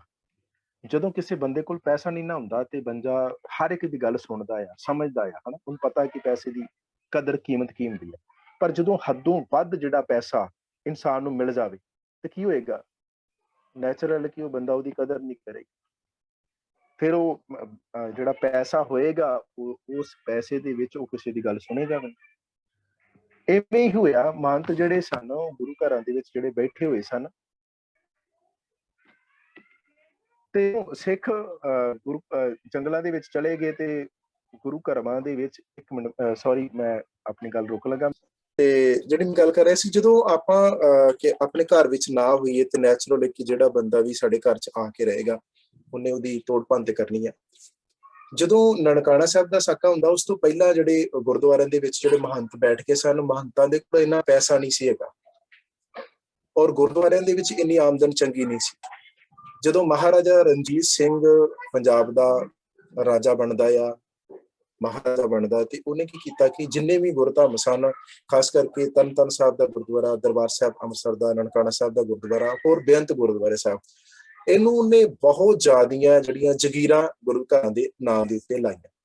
ਜਦੋਂ ਜਗੀਰਾਂ ਲਾਈਆਂ ਤੇ ਗੁਰਦੁਆਰਿਆਂ ਦੇ ਵਿੱਚ ਵਟਕ ਚੰਗੀ ਆਉਣ ਲੱਗ ਪਈ, ਪੈਸੇ ਆਉਣ ਲੱਗ ਪਏ ਗੁਰਦੁਆਰਿਆਂ ਦਾ ਪ੍ਰਬੰਧ ਕਰਨ ਦੇ ਲਈ। ਪਰ ਮਹਾਰਾਜਾ ਰਣਜੀਤ ਸਿੰਘ ਨੇ ਕਦੀ ਵੀ ਗੁਰਦੁਆਰਿਆਂ ਦੇ ਅੰਦਰ ਕੀ ਹੁੰਦਾ ਸੀ ਇਹਦੇ ਬਾਰੇ ਕਦੀ ਉਹਨੇ ਜਿਹੜੀ ਅੰਦਰ ਜਾਣ ਦਾ ਯਤਨ ਨਹੀਂ ਕੀਤਾ। ਉਹਨੇ ਹੋਇਆ ਕਿ ਗੁਰੂ ਘਰਾਂ ਦੇ ਵਿੱਚ ਜਿਹੜੇ ਮਹੰਤ ਸਨ ਉਹਨਾਂ ਨੇ ਵੇਖਿਆ ਕਿ ਪੈਸਾ ਜ਼ਿਆਦਾ ਆਉਣ ਲੱਗ ਪਿਆ, ਤੇ ਪੈਸਾ ਜ਼ਿਆਦਾ ਆਉਣ ਕਰਕੇ ਨੈਚੁਰਲ ਹੈ ਕਿ ਮਹੰਤ ਵਿਗੜਨੇ ਸ਼ੁਰੂ ਹੋ ਗਏ। ਹੁਣ ਖਾਸ ਕਰਕੇ ਮੈਂ ਬੱਚਿਆਂ ਦੇ ਧਿਆਨ ਵਿੱਚ ਗੱਲ ਲਿਆਉਣਾ, ਕਿਉਂਕਿ ਇਹ ਇਕੱਲਾ ਸਾਕਾ ਨਨਕਾਣਾ ਸਾਹਿਬ ਨਹੀਂ ਸੁਣਨਾ, ਇਹਦੇ ਵਿੱਚ ਜਿਹੜੀਆਂ ਗੱਲਾਂ ਨੇ ਮੇਨ ਉਹ ਤੁਸੀਂ ਧਿਆਨ ਵਿੱਚ ਰੱਖਣਾ। ਜਦੋਂ ਵੀ ਬੰਦੇ ਕੋ ਨੀਡ ਤੋਂ ਵੱਧ ਪੈਸਾ ਆਏਗਾ, ਨੈਚੁਰਲ ਹੈ ਕਿ ਉਹ ਬੰਦਾ ਗਲਤ ਪਾਸੇ ਜਾਏਗਾ। ਹੁਣ ਦੇਖਣਾ, ਛੋਟੀ ਜਿਹੀ ਗੱਲ, ਸਾਨੂੰ ਨੀਡ ਹੁੰਦੀ ਹੈ ਕਿ ਮੈਂ ਜਿਹੜੀ ਪਾਕਟ ਮਨੀ ਲੈ ਕੇ ਜਾਣੀ ਸਕੂਲੇ, ਉਹ ਅੱਜ ਦੇ ਸਮੇਂ ਦੇ ਵਿੱਚ ਚਲੋ 50 ਰੁਪਏ ਪੰਜੇ ਬੰਦੇ ਨੂੰ ਬੱਚਾ ਸਕੂਲ ਜਾਂਦਾ ਹੈ, 50 ਰੁਪਏ ਦਾ ਉਹਨੂੰ ਡੇਲੀ ਚਾਹੀਦੇ ਨਾ, ਵੈਸੇ ਇੰਨੇ ਚਾਹੀਦੇ ਨਹੀਂ ਹੁੰਦੇ, ਮੈਂ ਇੱਕ ਨਾਮ ਸਮਝੀ ਗੱਲ ਕਰ ਲੱਗਾ। ਪਰ ਜਦੋਂ ਨੀਡ ਤੋਂ ਵੱਧ ਬੱਚੇ ਨੂੰ ਪੈਸੇ, ਮੰਨ ਲਓ 50 ਤੋਂ ਵੱਧ, ਮਾਂ ਬਾਪ ਕਹਿੰਦਾ ਕੋਈ ਗੱਲ ਨਹੀਂ ਸਾਡੇ ਕੋਲ ਵਾਧੂ ਪੈਸੇ ਆ, ਉਹਨੂੰ ਪੈਸੇ ਵੱਧ ਦਿੰਦੇ ਤੇ ਉਹ ਬੱਚਾ ਕੀ ਕਰੇਗਾ, ਉਹਨੂੰ ਪਤਾ ਕਿ ਇੰਨੇ ਕਿਤੇ ਪੈਸੇ ਮੈਂ ਖਰਚ ਲਏ, ਕਾਪੀ ਪੈਨਸਲ ਆ ਗਏ, ਤੇ ਹੁਣ ਆਡੇ ਵੱਧ ਪੈਸੇ ਮੈਂ ਕੀ ਕਰਾਂ। ਉਹ ਨੈਚੁਰਲ ਹੈ ਕਿ ਜਾਂ ਤੇ ਆਖੇਗਾ ਹੁਣ ਨਿੱਕੀਆਂ ਨਿੱਕੀਆਂ ਗੱਲਾਂ ਆ, ਚਲੋ ਬੱਚਿਆਂ ਨਾਲ ਫਿਲਮ ਵੇਖਣ ਚੱਲ ਜਾ, ਜਾਂ ਕਿਤੇ ਹੋਰ ਚੱਲ ਜਾ, ਜਾਂ ਕਿਤੇ ਬਾਹਰ ਦਾ ਬਾਜ਼ਾਰੀ ਖਾਣਾ ਸ਼ੁਰੂ ਕਰ ਦੇਵਾਂ। ਹੌਲੀ ਹੌਲੀ ਉਹਦੀ ਕੀ ਹੁੰਦਾ ਆ, ਉਹ ਹੈਬਿਟ ਬਣ ਜਾਂਦੀ। ਪਹਿਲਾਂ ਨੀਡ ਨਹੀਂ ਸੀ, ਨੀਡ ਤੋਂ ਵੱਧ ਪੈਸੇ ਦਿੱਤੇ, ਫਿਰ ਉਹਦੀ ਹੈਬਿਟ ਬਣੀ, ਹੈਬਿਟ ਬਣਨ ਤੋਂ ਬਾਅਦ ਉਹਦੀਆਂ ਇਵੇਂ ਦੀਆਂ ਆਦਤਾਂ ਬਣ ਗਈਆਂ, ਫਿਰ ਹੌਲੀ ਹੌਲੀ ਉਹ ਨਸ਼ੇ ਵਾਲੇ ਪਾਸੇ ਜਾਣਾ ਸ਼ੁਰੂ ਕਰ ਦਿੱਤਾ। ਫਿਰ ਉਹਦੇ ਤੋਂ ਕੀ, ਮਾਤਾ ਤੇ ਤਿਰਸਕਾਰ ਹੋਣਾ ਸ਼ੁਰੂ ਹੋਏਗਾ, ਆਰਗੂਮੈਂਟ ਹੋਏਗੀ, ਫਾਈਟਿੰਗ ਹੋਏਗੀ, ਘਰ ਦਾ ਮਾਹੌਲ ਵਿਗੜੇ। ਗਲਤੀ ਕਿਹਦੀ, ਬੱਚੇ ਦੀ ਨਹੀਂ ਗਲਤੀ, ਗਲਤੀ ਕਿਹਦੀ ਹੈ, ਪੈਰੈਂਟਸ ਦੀ, ਮਾਂ ਬਾਪ ਦੀ। ਜਦੋਂ ਮਾਂ ਬਾਪ ਨੇ ਨੀਡ ਤੋਂ ਵੱਧ ਬੱਚੇ ਨੂੰ ਪੈਸਾ ਦਿੱਤਾ, ਲੈ ਚਲੋ ਬੱਚਾ ਵਿਗੜੇਗਾ। ਜਦੋਂ ਮੰਗੇ ਨਹੀਂ ਕਿ ਆਪਾਂ ਸ਼ਾਮ ਨੂੰ ਬੱਚਾ ਵਾਪਸ ਆਇਆ, ਤੈਨੂੰ ਸਵੇਰ ਦੇ 100 ਰੁਪਏ ਦਿੱਤਾ, ਪੁੱਛਿਆ ਨਹੀਂ ਹਿਸਾਬ ਕਿਤਾਬ, ਕਿੱਥੇ ਪੈਸੇ ਖਰਚ ਕੇ ਆਇਆ, ਕੀ ਲੈ ਕੇ ਆਇਆ, ਕੀ, ਇਹ ਹੱਕ ਬਣਦਾ ਹੈ, ਮੁੱਢਲਾ ਹੱਕ ਹੈ। ਮੈਂ ਅੱਗੇ ਵੀ ਕਈ ਵਾਰੀ ਕਹਿਣਾ ਹੁੰਨਾ, ਬੱਚੇ ਨੂੰ ਥੱਪੜ ਲਾਉਣ ਦਾ ਮਾਂ ਬਾਪ ਦਾ ਮੁੱਢਲਾ ਹੱਕ ਹੈ। ਇਹ ਹੱਕ ਤੋਂ ਮਾਂ ਬਾਪ ਨੂੰ ਵਾਂਝੇ ਨਹੀਂ ਹੋਣਾ ਚਾਹੀਦਾ। ਹਾਂ, ਜਿੱਥੇ ਪਤਾ ਆ ਬੱਚਾ ਗਲਤੀ ਨਹੀਂ ਕਰਦਾ, ਤੇ ਉੱਥੇ ਉਹੀ ਹੱਥ ਜਿਹੜਾ ਉਹ ਸਿਰ ਤੇ ਵੀ ਫਿਰਨਾ ਚਾਹੀਦਾ, ਉਹਨੂੰ ਬਲੈਸਿੰਗ ਵੀ ਕਰਨਾ ਚਾਹੀਦਾ। ਤੇ ਜੇ ਗਲਤੀ ਕਰਦਾ ਹੈ ਤੇ ਇਹ ਨਹੀਂ ਮਤਲਬ ਕਿ ਉਹਨੂੰ ਆਪਾਂ ਨੇ ਜੀ ਨਹੀਂ ਬੱਚੇ ਨੂੰ ਝਿੜਕਣਾ ਨਹੀਂ ਚਾਹੀਦਾ, ਉਹਨਾਂ ਨੂੰ ਮਾਰਨਾ ਨਹੀਂ ਚਾਹੀਦਾ, ਬਿਲਕੁਲ ਮਾਰਨਾ ਚਾਹੀਦਾ। ਧੰਨ ਗੁਰੂ ਨਾਨਕ ਸਾਹਿਬ ਮਹਾਰਾਜ ਜੀ ਦੇ ਮੂੰਹ ਤੇ ਵੀ ਪਿਤਾ ਜੀ ਨੇ, ਮਹਿਤਾ ਕਾਲੂ ਜੀ ਨੇ ਥੱਪੜ ਲਾਇਆ ਸੀਗਾ, ਕਿਉਂਕਿ ਉਹਨੂੰ ਆਪਣੇ ਤਰੀਕੇ ਮਤਲਬ ਲੱਗ ਜਾਂਦਾ ਸੀ ਇਹ ਨੁਕਸਾਨ ਕਰਕੇ ਆ। ਪਰ ਉਹ ਤੇ ਸਾਹਿਬ ਧੰਨ ਗੁਰੂ ਨਾਨਕ ਸਾਹਿਬ ਮਹਾਰਾਜ ਜੀ ਹਨ, ਉਹ ਤੇ ਨੁਕਸਾਨ ਨਹੀਂ ਕਰਕੇ, ਫਾਇਦਾ ਕਰਕੇ ਆ ਸਭ।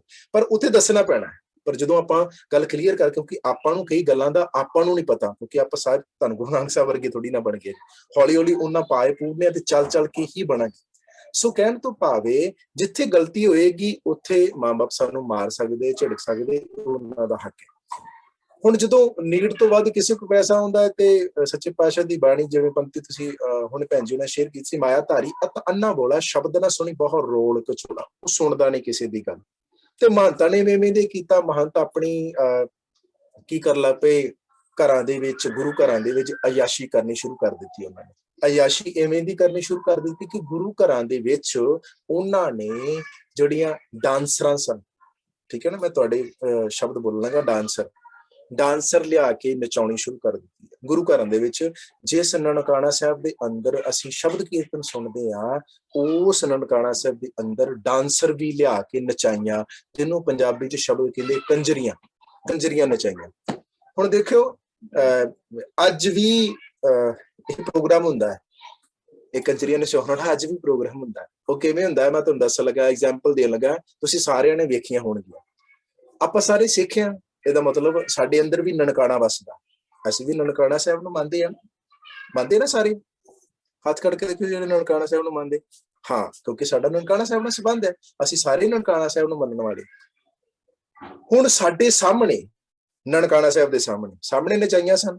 ਅਸੀਂ ਵੀ ਜਦੋਂ ਕਿਤੇ ਵਿਆਹ ਸ਼ਾਦੀ ਤੇ ਜਾਂਦੇ ਆ, ਤੇ ਸਾਡੇ ਸਾਹਮਣੇ ਵੀ ਉਹ ਡਾਂਸਰ ਵਾਲਾ ਪ੍ਰੋਗਰਾਮ ਚੱਲ ਰਿਹਾ ਹੁੰਦਾ, ਕਿਉਂਕਿ ਆਪਾਂ ਨਨਕਾਣਾ ਸਾਹਿਬ ਸਾਡੇ ਅੰਦਰ ਆ, ਤੇ ਸਾਡੇ ਸਾਹਮਣੇ ਵੀ ਉਹ ਨਨਕਾਣਾ ਸਾਹਿਬ ਵਾਲਾ ਕੰਮ ਚੱਲਦਾ। ਸਾਡੇ ਸਾਹਮਣੇ ਵੀ ਕੰਜਰੀਆਂ ਨਚਾਈਆਂ ਜਾਂਦੀਆਂ, ਉਹ ਸਾਡੇ ਪ੍ਰੋਗਰਾਮਾਂ ਦੇ ਵਿੱਚ ਨਚਾਈ ਜਾਂਦੀਆਂ, ਕਿਸੇ ਦੇ ਵਿਆਹ ਦੇ ਵਿੱਚ, ਕਿਸੇ ਦੇ ਮਾਮੇ ਦੇ ਵਿਆਹ 'ਚ, ਤਾਏ ਦੇ ਵਿਆਹ 'ਚ, ਚਾਚੇ ਦੇ ਵਿਆਹ ਦੇ ਵਿੱਚ, ਜਾਂ ਭੈਣ ਭਰਾਵਾਂ ਦੇ ਵਿਆਹ ਦੇ ਵਿੱਚ, ਜਾਂ ਰਿਸ਼ਤੇਦਾਰੀ ਦੇ ਵਿਆਹ ਵਿੱਚ। ਇਹ ਜਿਹਨੂੰ ਕਹਿ ਦਿੰਦੇ ਅੱਜ ਕੱਲ੍ਹ ਕਹਿ ਦਿੰਦੇ ਨੂੰ ਸੱਭਿਆਚਾਰ ਪ੍ਰੋਗਰਾਮ, ਪਰ ਹੈ ਇੱਥੇ ਨਾਚ ਗਾਣਾ ਤੇ ਉਹੀ ਹੈ ਨਾ, ਗੰਦੇ ਗੀਤ ਉਹੀ ਚੱਲਦੇ ਹੁੰਦੇ ਨੇ, ਉਹਨਾਂ ਗੰਦੇ ਗੀਤਾਂ 'ਚ ਡਾਂਸ ਨੱਚ ਰਿਹਾ ਹੁੰਦਾ ਹੈ, ਭੈਣਾਂ ਸਾਡੀਆਂ ਨੱਚ ਰਹੀਆਂ ਹੁੰਦੀਆਂ।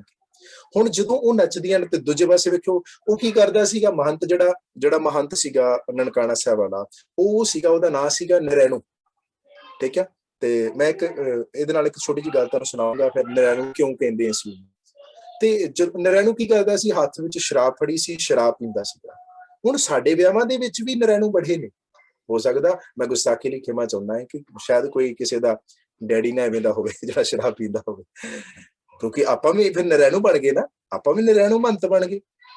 ਜਿਵੇਂ ਦਰਬਾਰ ਸਾਹਿਬ ਦੇ ਅੰਦਰ ਮੱਸਾ ਰੰਗੜ ਜਿਹੜਾ ਕਿਸੇ ਵੇਲੇ ਸ਼ਰਾਬ ਪੀਂਦਾ ਸੀਗਾ, ਤੇ ਜੇ ਸਾਡੇ ਅੰਦਰ ਦਰਬਾਰ ਸਾਹਿਬ ਹੈ ਤੇ ਸਾਡੇ ਸਾਹਮਣੇ ਵੀ ਬੜੇ ਐਵੇਂ ਦੇ ਮੱਸੇ ਰੰਗੜ ਵਰਗੇ ਮਿਲਣਗੇ ਸਾਨੂੰ। ਸੋ ਖੈਰ, ਜਿਹੜੀ ਮੈਂ ਗੱਲ ਕਰ ਰਿਹਾ ਸੀਗਾ, ਹੁਣ ਨਰੈਣੂ ਆਪਾਂ ਕਹਿੰਦੇ ਆ ਨਾ, ਮੈਂ ਇੱਕ ਸ਼ਬਦ ਵਰਤਿਆ ਨਰੈਣੂ, ਵੈਸੇ ਉਹਦਾ ਨਾਂ ਸੀਗਾ ਮਹੰਤ ਨਰੈਣ ਦਾਸ, ਪਰ ਸਿੱਖੀਜ਼ਮ ਵਾਲੇ ਕਦੀ ਵੀ ਉਹਦਾ ਨਾਂ ਸਹੀ ਨਹੀਂ ਲੈਂਦੇ। ਆਪਾਂ ਸਾਰੇ ਜਦੋਂ ਵੀ ਨਾਂ ਲਵਾਂਗੇ ਉਹਨੂੰ ਨਰੈਣੂ ਕਵਾਂਗੇ, ਵਿਗਾੜ ਕੇ ਨਾਂ ਲੈਂਦੇ, ਆਪਾਂ ਸੁਧਾਰ ਕੇ ਨਾਂ ਨਹੀਂ ਲੈਂਦੇ, ਉਹਦਾ ਸਹੀ ਨਾਂ ਨਹੀਂ ਲਵਾਂਗੇ, ਕਿਉਂਕਿ ਜਿਹਨੇ ਸਿੱਖੀਜ਼ਮ ਦੇ ਨਾਲ ਜਾਂ ਗੁਰਧਾਮਾਂ ਦੇ ਨਾਲ ਗਲਤ ਕੰਮ ਕੀਤਾ ਆ ਜਾਂ ਠੇਸ ਪਹੁੰਚਾਈ ਹੈ, ਅਸੀਂ ਉਹਦਾ ਨਾਂ ਹਮੇਸ਼ਾ ਵਿਗਾੜ ਕੇ ਲੈਂਦੇ। ਹੁਣ ਦੂਜੀ ਗੱਲ, ਜਿਹਨੇ ਸਿੱਖੀਜ਼ਮ ਨਾਲ ਪਿਆਰ ਕੀਤਾ ਹੈ, ਭਾਵੇਂ ਉਹਦਾ ਨਾਂ ਮਾੜਾ ਆ, ਨਾਂ ਲੈਣ ਯੋਗ ਨਹੀਂ ਆ, ਪਰ ਸਿੱਖੀਜ਼ਮ ਵਾਲੇ, ਸਿੱਖ ਧਰਮ ਵਾਲੇ ਉਹਦਾ ਨਾਂ ਪਿਆਰ ਨਾਲ ਲੈਂਦੇ, ਵਧੀਆ ਤਰੀਕੇ ਨਾਲ ਲੈਂਦੇ। ਉਹ ਕਿਵੇਂ? ਹੁਣ ਇੱਕ ਦੀਵਾਨ ਹੋਏ ਆ, ਦੀਵਾਨ ਕੌੜਾ ਮਲ, ਪਰ ਸਿੱਖ ਧਰਮ ਵਾਲੇ ਕਦੀ ਵੀ ਉਹਨੂੰ ਦੀਵਾਨ ਕੌੜਾ ਮਲ ਨਹੀਂ ਕਹਿੰਦੇ। ਜਦੋਂ ਉਹਦਾ ਨਾਂ ਲੈਂਦੇ ਸਨ, ਉਹਨੂੰ ਕਹਿੰਦੇ ਸੀ ਤੂੰ ਤੇ ਪਿਆਰ ਕਰਦਾ ਗੁਰੂ ਘਰ ਨੂੰ, ਤੂੰ ਕੌੜਾ ਮਲ ਨਹੀਂ ਆ, ਇਹ ਦੀਵਾਨ ਮਿੱਠਾ ਮਲ ਹੈ। ਉਹਦਾ ਨਾਂ ਦੀਵਾਨ ਮਿੱਠਾ ਮਲ ਜੀ ਕਹਿੰਦੇ ਸਨ। ਉਹ ਜਦੋਂ ਵੀ ਗੁਰੂ ਘਰ ਆਉਂਦੇ ਸਨ, ਦੀਵਾਨ ਮਿੱਠਾ ਮਲ ਜੀ ਆਏ ਨੇ, ਦੀਵਾਨ ਮਿੱਠਾ ਮਲ ਜੀ ਨੂੰ ਮਿਲੋ। ਨਾ ਉਹਦਾ ਕਾਗਜ਼ੀ ਕਾਰਜ ਦੇ ਵਿੱਚ ਕੌੜਾ ਹੈ, ਪਰ ਉਹ ਕੌੜਾ ਨਹੀਂ ਸੀਗਾ ਆਪਣੇ ਨਾਮ ਮੁਤਾਬਕ। ਖੈਰ, ਹੋਰ ਵੀ ਗੱਲਾਂ ਬੜੀਆਂ ਮਿਲਦੀਆਂ ਨੇ, ਪਰ ਮੈਂ ਆਪਣੇ ਟਾਈਮ ਦੇ ਵਿੱਚ ਰਹਿ ਕੇ ਤੁਹਾਨੂੰ ਅੱਜ ਦਾ ਟੌਪਿਕ ਸੁਣਾਉਣ ਦਾ ਯਤਨ ਕਰਾਂ, ਕਿਉਂਕਿ ਇੱਕ ਛੋਟੀ ਜਿਹੀ ਗੱਲ ਕਹਿੰਦਾ ਜਾਵਾਂ, ਹਰ ਇੱਕ ਨਾਂ ਦਾ ਕੋਈ ਨਾ ਕੋਈ ਮੀਨਿੰਗ ਹੁੰਦਾ ਹੈ, ਹਨਾ। ਜਿਵੇਂ ਮੈਂ ਸਾਹਮਣੇ ਸਕਰੀਨ ਤੇ ਪੜਿਆ, ਜਸਪ੍ਰੀਤ ਹੈ ਜਿਵੇਂ, ਹਨਾ, ਜਿਹਨੂੰ ਆਪਣੇ ਰੱਬ ਦੇ ਜਸ ਨਾਲ ਬੜੀ ਪ੍ਰੀਤੀ ਹੈ। ਜਿਵੇਂ ਹਰ ਜਸ ਹੈ ਜਿਹੜਾ ਹਰੀ ਦਾ ਜਸ ਕਰਦਾ ਹੈ, ਹਨਾ। ਹਰ ਖੁਸ਼ਦੀਪ ਹੈ ਜਿਹੜਾ ਹਮੇਸ਼ਾ ਵਾਹਿਗੁਰੂ ਦੇ ਨਾਂ ਦੇ ਨਾਲ ਖੁਸ਼ ਰਹਿੰਦਾ ਹੈ, ਉਹਦਾ ਦੀਪਕ ਜਗ। ਇਵੇਂ ਹਰ ਇੱਕ ਦੇ ਨਾਮ ਦਾ ਨਾ, ਇਹਦਾ ਮਤਲਬ ਅਸੀਂ ਆਈਡੀਅਲ, ਆਪਣੇ ਆਪ ਦੀ ਆਈਡੀਅਲ ਹੈ, ਹਨਾ। ਸਾਡਾ ਆਈਡੀਅਲ ਬਾਹਰੋਂ ਨਹੀਂ ਆ, ਅਸੀਂ ਆਪਣੇ ਆਪ ਦੇ ਨਾਮ ਮੁਤਾਬਕ ਹੀ ਆਪਾਂ, ਜਿਵੇਂ ਖੁਸ਼ਦੀਪ ਰਹਿਣਾ ਹੈ, ਖੁਸ਼ੀ ਦੇ ਨਾਲ ਪ੍ਰੀਤ ਹੈ, ਇਹ ਸਾਡੇ ਨਾਂ ਆ, ਠੀਕ ਹੈ। ਖੈਰ, ਕਿਹੜੀ ਘਟਨਾ ਵਾਪਰੀ ਮੈਂ ਤੁਹਾਡੇ ਨਾਲ ਸਾਹਮਣੇ ਉਹ ਜ਼ਿਕਰ ਕਰ ਲਾਂਗਾ। ਨਨਕਾਣਾ ਸਾਹਿਬ ਦਾ ਸਾਕਾ ਹੋਇਆ ਕਿਉਂ ਸੀਗਾ? ਨਨਕਾਣਾ ਸਾਹਿਬ ਦਾ ਸਾਕਾ ਹੋਣ ਤੋਂ ਪਹਿਲਾਂ ਇੱਕ ਸਾਕਾ ਵਾਪਰਿਆ ਸੀਗਾ, ਇੱਕ ਘਟਨਾ ਵਾਪਰੀ 1917 ਦੇ ਵਿੱਚ। ਮਹੰਤ ਨਰੈਣ ਦਾਸ ਨੇ 1917 ਦੇ ਵਿੱਚ ਨਾ, ਜਿਹੜੀ ਮੈਂ ਹੁਣੇ ਦੱਸਿਆ ਸੀ, ਉਹ ਕੰਜਰੀਆਂ ਨਚਾਈਆਂ ਸਨ ਉਸ ਨਨਕਾਣਾ ਸਾਹਿਬ ਦੇ ਅੰਦਰ। ਜਦੋਂ ਸਿੱਖਾਂ ਨੇ ਜਾ ਕੇ ਰੋਕਿਆ ਤੇ ਤੁਸੀਂ ਇਹ ਗਲਤ ਕਰ ਰਹੇ ਹੋ, ਕਹਿੰਦੇ ਇਹ ਤੁਹਾਡਾ ਨਨਕਾਣਾ ਨਹੀਂ ਹੈ, ਇਹ ਮਹੰਤ ਨਰੈਣ ਦਾਸ ਦਾ ਨਨਕਾਣਾ ਹੈ, ਇਹ ਮੇਰਾ ਘਰ ਹੈ, ਮੇਰੀ ਨਿੱਜੀ ਜਗੀਰ ਹੈ, ਆਉਣਾ ਇੱਥੇ ਆਓ, ਨਹੀਂ ਤੇ ਧੱਕੇ ਮਾਰ ਦਿੱਤੇ ਸਿੱਖਾਂ। ਬੜਾ ਠੇਸ ਪਹੁੰਚਿਆ। ਫਿਰ ਉਸ ਤੋਂ ਬਾਅਦ 1 ਸਾਲ ਬਾਅਦ ਇੱਕ ਘਟਨਾ ਵਾਪਰਦੀ ਹੈ 1918 ਦੇ ਵਿੱਚ। ਉਹ ਘਟਨਾ ਇਹ ਸੀਗਾ, ਇੱਕ ਸਿੰਧ ਦੇ ਵਿੱਚੋਂ ਸਿੰਧੀ ਪਰਿਵਾਰ, ਜਿਹਨੂੰ ਕਹਿੰਦੇ ਹਿੰਦੂ ਪਰਿਵਾਰ, ਸਿੰਧੀ ਪਰਿਵਾਰ ਜਿਹੜਾ ਸੀਗਾ, ਉਹ ਆਪਣੀ 13 ਸਾਲ ਦੀ ਬੱਚੀ ਨਾਲ, ਉਹਦਾ ਨਾਮ ਮੈਨੂੰ ਭੁੱਲ ਗਿਆ, ਉਹ ਸਿੰਧੀ ਰਿਟਾਇਰ ਜੱਜ ਸੀਗਾ। ਦੇਖੋ, ਪਿਆਰ ਕਰਨ ਵਾਲਿਆਂ ਦੀ ਕੋਈ ਧਰਮ ਨਹੀਂ ਹੁੰਦਾ, ਮਜ਼ਹਬ ਨਹੀਂ ਹੁੰਦਾ। ਜਿਹਨੇ ਪਿਆਰ ਕਰਨਾ ਨਾ ਰੱਬ ਨੂੰ, ਤੇ ਰੱਬ ਨੂੰ ਇਸ਼ਕ ਕਰਨ ਵਾਲਿਆਂ ਦਾ ਕੋਈ ਮਜ਼ਹਬ, ਕੋਈ ਜਾਤ, ਕੋਈ ਪਾਤ ਨਹੀਂ ਹੁੰਦੀ। ਜਿਹਨੇ ਉਹਨੂੰ ਰੱਬ ਦੇ ਨਾਲ ਜਿਹਨੇ ਇਸ਼ਕ ਕਰਨਾ ਆ, ਉਹਦੇ ਅੰਦਰੋਂ ਇਸ਼ਕ ਪੈਦਾ ਹੋਣਾ ਚਾਹੀਦਾ ਹੈ, ਉਹ ਨੈਚੁਰਲ ਹੈ, ਹੌਲੀ ਹੌਲੀ ਆਪਣੇ ਰੱਬ ਵਰਗਾ ਬਣ ਜਾਂਦਾ, ਠੀਕ ਹੈ ਨਾ। ਰੱਬ ਨਾਲ ਇਸ਼ਕ ਕਰਨਾ ਆ ਤੇ ਰੱਬ ਵਰਗਾ ਆਪਣੇ ਆਪ ਬੰਦਾ ਬਣ ਜਾਂਦਾ।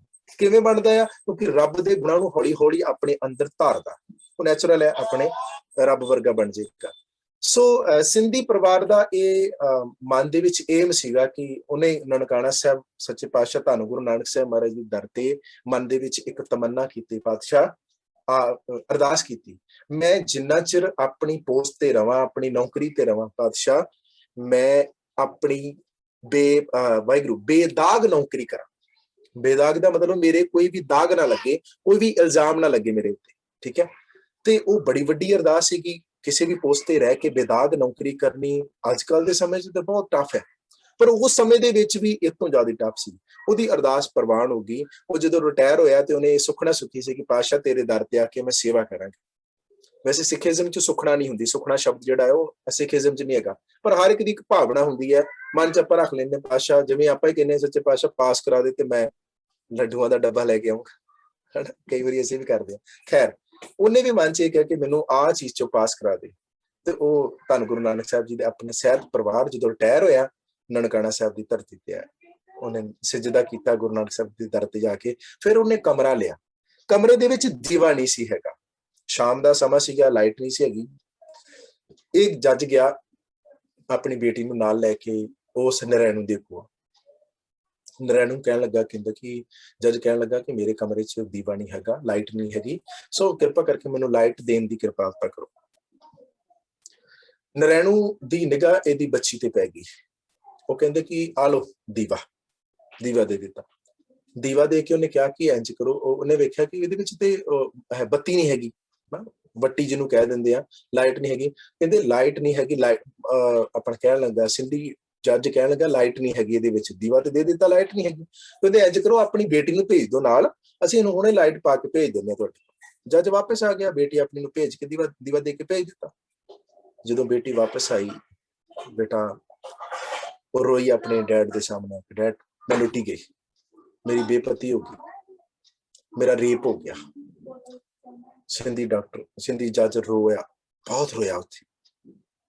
ਹੁਣ ਮੈਂ ਇੱਥੇ ਰੁਕਣ ਲੱਗਾ ਕਿ ਬੇਟਾ ਚੇਤਾ ਰੱਖਿਓ, ਮੈਂ ਖਾਸ ਕਰਕੇ ਆਪਣੀਆਂ ਭੈਣਾਂ ਨੂੰ ਜਿਹੜੀਆਂ ਮੇਰੀਆਂ ਬੱਚੀਆਂ ਨੇ ਉਹਨਾਂ ਨੂੰ ਦੱਸਣ ਲੱਗਾ, ਜਿਹੜਾ ਇਹ ਸ਼ਬਦ ਹੈ ਨਾ ਰੇਪ, ਇੱਕ ਸ਼ਬਦ ਹੁੰਦਾ ਹੈ ਮਾਨਸਿਕ ਤੌਰ ਤੇ ਰੇਪ ਹੋਣਾ, ਅੰਦਰੂਨੀ ਤੌਰ ਤੇ। ਉਹ ਰੇਪ ਕਈ ਬੱਚੀਆਂ ਦਾ ਨਾ ਖਾਸ ਕਰਕੇ ਉਹ ਬੋਲ ਨਹੀਂ ਸਕਦੀਆਂ, ਕਈ ਵਾਰ ਆਪਣੇ ਪੈਰੈਂਟਸ ਨੂੰ ਦੱਸ ਨਹੀਂ ਪਾਉਂਦੀਆਂ। ਮੈਂ ਤਾਂ ਹੀ ਇੱਕ ਦਿਨ ਗੱਲ ਕੀਤੀ ਸੀ ਨਾ ਸ਼ਾਇਦ ਕਲਾਸ ਦੇ ਵਿੱਚ, ਕਿ ਸਭ ਤੋਂ ਬੈਸਟ ਫਰੈਂਡ ਕੌਣ ਆ? ਮਾਂ। ਤੇ ਮਾਂ ਦੇ ਨਾਲ ਹਰ ਇੱਕ ਟੈਨਸ਼ਨ ਆਪਣੀ ਜਿਹੜੀ ਹੁੰਦੀ ਆ ਮਾਂ ਨੂੰ ਦੱਸਿਆ ਕਰੋ ਕਿ ਮਮਾ ਆਹ ਫਲਾਣੀ ਜਗ੍ਹਾ ਤੇ ਆ ਹੋਇਆ, ਫਲਾਣੀ ਜਗ੍ਹਾ ਤੁਸੀਂ ਸੋਲਵ ਕਰਨੀ ਹੈ, ਕਿਉਂਕਿ ਉਹ ਚੰਗੀ ਗਾਈਡਲਾਈਨ ਸਾਨੂੰ ਦੇ ਸਕਦੇ। ਜਦੋਂ ਕੋਈ ਵੀ ਰਸਤੇ 'ਚ ਕਮੈਂਟ ਮਿਲਦਾ ਨਾ, ਮਾਨਸਿਕ ਤੌਰ ਤੇ ਅਸੀਂ ਉਹਦਾ ਸਾਡਾ ਰੇਪ ਹੁੰਦਾ ਮਾਨਸਿਕ ਤੌਰ ਤੇ। ਉਹ ਕਈਆਂ ਗੱਲਾਂ ਦੇ ਕਈ ਕਮੈਂਟਸ, ਕਈ ਟੌਂਟ ਜਿਹੜੇ ਨੇ ਸਾਡੀਆਂ ਬੱਚੀਆਂ ਸਹਿੰਦੀਆਂ ਨੇ, ਜਿਹੜੇ ਟੌਂਚ ਹੈ ਨਾ ਆਪਣੇ ਪੈਰੈਂਟਸ ਨਾਲ ਸ਼ੇਅਰ ਕਰਿਆ ਕਰੋ, ਤਾਂ ਜੋ ਸਾਡਾ ਮਾਨਸਿਕ ਤੌਰ ਤੇ ਉਹ ਚੀਜ਼ਾਂ ਸਾਡੀਆਂ ਨਾ ਹੋਣ, ਸਾਡਾ ਜਿਸਮਾਨੀ ਸ਼ੋਸ਼ਣ ਨਾ ਹੋ ਸਕੇ, ਮਾਨਸਿਕ ਸ਼ੋਸ਼ਣ ਨਾ ਹੋ ਸਕੇ। ਔਰ ਦੂਜੀ ਗੱਲ ਖਾਸ ਕਰਕੇ ਮੈਂ ਬੱਚਿਆਂ ਨੂੰ ਕਹਿਣਾ ਚਾਹੁੰਦਾ ਆ, ਆਪਣੇ ਅੰਦਰ ਵਿਲ ਪਾਵਰ ਜਿਹੜੀ ਆ ਮਤਾ ਭਾਗ ਕੌਰ ਵਾਲੀ ਪੈਦਾ ਕਰਕੇ ਰੱਖਿਆ ਕਰੋ। ਜ਼ਰੂਰਤ ਨਾ ਪਵੇ ਕੋਈ ਵੀ ਬॉयਜ਼, ਕੋਈ ਵੀ ਮੁੰਡਾ, ਕੋਈ ਵੀ ਗਲਤ ਅਨਸਰ ਜਿਹੜਾ ਆ ਤੁਹਾਡੇ ਵੱਲ ਗਲਤ ਅੱਖ ਨਾਲ ਵੀ ਵੇਖ ਜਾਵੇ, ਉਹਦੇ ਲਈ ਤੁਹਾਡਾ ਇੱਕ ਰੋਬ ਚਾਹੀਦਾ, ਇੱਕ ਪਾਵਰ ਚਾਹੀਦੀ ਤੁਹਾਡੇ ਕੋਲ। ਜਿਵੇਂ ਐਜੂਕੇਸ਼ਨ ਪੰਜਾਬ ਪ੍ਰੋਜੈਕਟ ਤੁਹਾਨੂੰ ਸਟੱਡੀ ਦੀ ਪਾਵਰ ਦੇ ਰਿਹਾ ਨਾ, ਤੇ ਨਾਲ ਨਾਲ ਇਹ ਗੁਰਮਤ ਦੀਆਂ ਕਲਾਸਾਂ ਕਰਦੀਆਂ ਤੁਹਾਨੂੰ ਇੰਡੀਵਿਜੂਅਲ ਪਾਵਰ ਦੇ ਰਿਹਾ। ਉਹ ਇੰਡੀਵਿਜੂਅਲ ਪਾਵਰ ਤੁਸੀਂ ਆਪਣੇ ਹੱਕ ਲਈ ਤੇ ਹਮੇਸ਼ਾ ਬੱਬਰ ਸ਼ੇਰਨੀਆਂ ਵਾਂਗੂ ਖੜ ਸਕੋ, ਕਿਸੇ ਦੇ ਵੀ ਸਾਹਮਣੇ ਬੱਬਰ ਸ਼ੇਰਨੀ ਬਣ ਸਕੋ। ਤੇ ਉਹਦੇ ਲਈ ਥੋੜੀ ਬਹੁਤੀ ਐਕਸਰਸਾਈਜ਼ ਵੀ ਕਰਿਆ ਕਰੋ ਤਾਂ ਜੋ। ਔਰ ਦੂਜੇ ਨੰਬਰ ਤੇ ਵੈਸੇ ਹੈ ਬੜਾ ਸੌਖਾ ਜਿਹਾ, ਪਰ ਹੈ ਔਖਾ ਵੀ ਕਈਆਂ ਨੂੰ ਲੱਗਦਾ। ਅਮਰ ਛਕ ਲਓ ਤੇ ਗੱਲ 'ਚ ਪਾਈ ਹੋਵੇ ਕਿਰਪਾਨ, ਤੇ ਕੋਈ ਕੁੱਤਾ ਬਿੱਲਾ ਆਖੂਗਾ ਨਹੀਂ ਆਏ ਦੇ ਵੇਖਾਂ ਮੈਂ, ਜੇ ਫੁੱਟੀ ਕਿਰਪਾਨ ਪਾਈ ਇਹਨੇ ਇਹ ਤੇ ਮਾਰ ਦੂਗੀ। ਇਸ ਕਰਕੇ ਸਾਨੂੰ ਬੱਚਿਆਂ ਨੂੰ ਆਪਣੀ ਜਿਹੜੀ ਸਵੈ ਰਕਸ਼ਾ ਜਿਹੜੀ ਆਪਣੇ ਆਪ ਕਰਨੀ ਸਾਨੂੰ ਆਉਣੀ ਚਾਹੀਦੀ। ਜਦੋਂ ਉਸ ਬੱਚੀ ਨੇ ਆ ਕੇ ਦੱਸਿਆ, ਸਿੰਧੀ ਜਿਹੜਾ ਜੱਜ ਸੀ ਬੜਾ ਰੋਇਆ, ਤੇ ਉਹ ਨਾਲ ਹੀ ਮਹੰਤ ਨਰੈਣੂ ਕਹਿਣ ਲੱਗਾ, ਕਹਿੰਦਾ ਜੇ ਰੌਲਾ ਪਾਇਆ ਤੈਨੂੰ ਤੇ ਤੇਰੀ ਕੁੜੀ ਸਮੇਤ, ਤੇਰੀ ਘਰ ਵਾਲੀ ਸਮੇਤ ਇੱਥੇ ਵੱਢ ਟੁੱਕ ਕੇ ਦੱਬ ਦਾਂਗੇ, ਪਤਾ ਵੀ ਨਹੀਂ ਲੱਗਦਾ। ਡਰ ਗਿਆ। ਫਿਰ ਕੀ ਹੋਇਆ ਬੱਚਿਓ, ਉਹਦੀ ਬੇਟੀ ਨੂੰ ਫਿਰ ਲੈ ਗਏ ਵਾਪਸ। ਸਾਰੀ ਰਾਤ ਉਸ ਬੱਚੀ ਨਾਲ ਰੇਪ ਹੋਇਆ। ਇਹ ਗੱਲ ਕਹਿ ਕੇ ਜਾਂਦਿਆਂ ਜਾਂਦਿਆਂ, ਜੇ ਆਪਣੀ ਕੁੜੀ ਚਾਹੀਦੀ ਜਿਉਂਦਾ ਤੇ ਚੁੱਪ ਕਰਕੇ ਇੱਥੇ ਪਿਆ ਰਹੀ, ਤੇ ਸਵੇਰੇ ਉੱਠ ਕੇ ਤੇ ਧਰੋ ਜੀ ਤੇ ਸਟੇਸ਼ਨ ਤੇ ਜਾ ਕੇ ਤੇਰੀ ਕੁੜੀ ਤੈਨੂੰ ਮਿਲ ਜਾਏ। ਸਿੰਧੀ ਜੱਜ ਨੇ ਉੱਠਿਆ ਸਵੇਰੇ, ਸਾਰੀ ਰਾਤ ਸੁੱਤਾ ਨਹੀਂ। ਹੁਣ ਜਿਹਦੀ ਧੀ ਘਰੋਂ ਚਲੇ ਗਈ ਹੋਵੇ, ਰੇਪ ਹੁੰਦਾ ਹੋਇਆ ਉਹਦੀ ਧੀ ਨਾਲ, ਤੇ ਉਹ ਸੌਂ ਸਕਦਾ? ਨਨਕਾਣਾ ਸਾਹਿਬ ਦੀ ਧਰਤੀ ਤੇ ਉਹਨੇ ਸਜਦਾ ਕੀਤਾ ਸਵੇਰੇ ਉੱਠ ਕੇ, ਮਾਲਕ ਧੰਨ ਗੁਰੂ ਨਾਨਕ ਸਾਹਿਬ ਮਾਰੇ ਅੱਖਾਂ ਸੇਜਲ ਨੇ, ਚਲੇ ਗਿਆ। ਜਦੋਂ ਸਟੇਸ਼ਨ ਤੇ ਪਹੁੰਚਿਆ, ਉਹਦੀ ਧੀ ਉਹਨੂੰ ਮਿਲ ਗਈ। ਧੀ ਨੂੰ ਲੈ ਕੇ ਸਿੰਧੀ ਜਿਹੜਾ ਜੱਜ ਸੀ ਉਹ ਜਾ ਰਿਹਾ ਵਾਪਸ। ਕੁਝ ਸਮੇਂ ਬਾਅਦ ਇੱਕ ਸਿੱਖਾਂ ਦੀ ਤਕਰੀਰ ਹੋ ਰਹੀ ਸੀ, ਸਿੱਖਾਂ ਦੀ ਕਾਨਫਰੰਸ ਹੋ ਰਹੀ ਸੀ। ਉਹ ਸਿੰਧੀ ਜੱਜ ਆਪਣੀ ਧੀ ਨੂੰ ਲੈ ਕੇ ਉੱਥੇ ਪਹੁੰਚਿਆ। ਉਹਨੇ 2 ਸ਼ਬਦ ਵਰਤੇ, ਸਿਰਫ 2 ਸ਼ਬਦ ਕਿਹਾ। ਸਿੱਖਾਂ ਦੀ ਤਕਰੀਰ ਹੋ ਰਹੀ ਸੀ ਉੱਥੇ, ਉਹਨੇ ਤਕਰੀਰ ਕੀਤੀ ਕਾਨਫਰੰਸ ਦੇ ਵਿੱਚ। ਤਕਰੀਰ ਦੇ ਵਿੱਚ 2 ਸ਼ਬਦ ਬੋਲਿਆ, ਸਿੱਖੋ ਤੁਸੀਂ ਜਾਗਦੇ ਹੋ ਕਿ ਜਾਂ ਮਰ ਗਏ ਹੋ। ਜਦੋਂ ਇਹ ਗੱਲ ਸੁਣ ਗਈ ਤੁਸੀਂ ਮਰ ਗਏ ਹੋ, ਤੇ ਸਾਰੇ ਰੋਹ ਵਿੱਚ ਆ ਗਏ ਕਿ ਇਹ ਸਿੰਘੀ ਕੀ ਕਹਿ ਰਹੇ। ਉਹਨੇ ਫਿਰ ਸਾਰੀ ਆਪਣੀ ਵਿਥਿਆ ਸੁਣਾਈ ਕਿ ਨਨਕਾਣਾ ਸਾਹਿਬ ਦੀ ਧਰਤੀ ਅੱਜ ਉਹ ਧਰਤੀ ਨਹੀਂ ਰਹਿ ਗਈ, ਉਹ ਨਰੈਣੂ ਮਹੰਤ ਜਿਹੜਾ ਗੁੰਡਾ ਬਣ ਗਿਆ, ਅਯਾਸ਼ ਬਣ ਗਿਆ, ਉੱਥੇ ਆਹ ਕੁਛ ਹੋ ਰਿਹਾ। ਜਦੋਂ ਸਿੱਖਾਂ ਨੂੰ ਇਸ ਗੱਲ ਦਾ ਪਤਾ ਲੱਗਿਆ, ਸਿੱਖ ਰੋਹ ਵਿੱਚ ਆਏ। ਫਿਰ ਇੱਕ ਘਟਨਾ ਹੋਰ ਵਾਪਰੀ ਉੱਥੇ ਨਨਕਾਣਾ ਸਾਹਿਬ ਦੀ ਧਰਤੀ। 6 ਬੀਬੀਆਂ ਹੋਰ ਉੱਥੇ ਨਨਕਾਣਾ ਸਾਹਿਬ ਗਈਆਂ, ਉਹਨਾਂ ਨਾਲ ਵੀ ਇਹੀ ਕੁਝ ਹੋਇਆ, ਉਹਨਾਂ ਦਾ ਵੀ ਰੇਪ ਹੋਇਆ, ਉਹਨਾਂ ਦੇ ਬਲਾਤਕਾਰ ਹੋਏ। ਫਿਰ ਸਿੱਖ ਕੌਮ ਨੂੰ ਪਤਾ ਲੱਗਿਆ ਕਿ ਗੁਰਧਾਮਾਂ ਦੇ ਵਿੱਚ ਗੁੰਡੇ ਵੜ ਕੇ ਬੈਠ ਗਏ ਨੇ, ਇਹ ਜਿਹੜਾ ਗੁਰੂ ਘਰਾਂ ਦਾ ਪ੍ਰਬੰਧ ਕਰ ਰਹੇ ਨੇ। ਅਸੀਂ ਤੇ ਸੋਚਿਆ ਸੀ ਇਹ ਵਧੀਆ ਪ੍ਰਬੰਧ ਕਰਨਗੇ, ਪਰ ਵੱਧ ਪੈਸਾ ਆਉਣ ਕਰਕੇ ਉਹਨਾਂ ਨੇ ਅਯਾਸ਼ੀ ਕਰਨੀ ਸ਼ੁਰੂ ਕਰ ਦਿੱਤੀ। ਜਿਹੜੀ ਵੀ ਨਨਕਾਣਾ ਸਾਹਿਬ ਤੇ ਧੀਰ ਪੈਣ ਜਾਂਦੀ ਸੀ, ਮਹੰਤ ਨਰੈਣੂ ਦੇ ਗੁੰਡੇ ਉਹਨੂੰ ਬੁਰੀ ਨਿਗਾਹ ਨਾਲ ਵੇਖਦੇ ਸਨ। ਕੋਈ ਵੀ ਸੁਰੱਖਿਅਤ ਉੱਥੇ ਨਨਕਾਣਾ ਸਾਹਿਬ ਦੀ ਧਰਤੀ ਤੇ ਨਹੀਂ ਸੀ। ਫਿਰ ਇੱਕ ਘਟਨਾ ਜਿਹੜੀ ਸੀ ਹੋਰ ਵਾਪਰੀ। ਉਹ ਘਟਨਾ ਕੀ ਸੀ? ਦਰਬਾਰ ਸਾਹਿਬ ਦੇ ਅੰਦਰ ਨਾ, ਵੈਸੇ ਚੇਤਾ ਰੱਖਿਓ, ਸਿੱਖ ਦੀ ਕੋਈ ਜਾਤ ਪਾਤ ਨਹੀਂ ਹੁੰਦੀ। ਵੈਸੇ ਸਭ ਤੋਂ ਵੱਧ ਜਿਹੜੀ ਜਾਤ ਪਾਤ ਹੈ ਉਹ ਸਿੱਖ ਧਰਮ ਦੇ ਵਿੱਚ ਮੰਨੀ ਜਾਂਦੀ ਹੈ।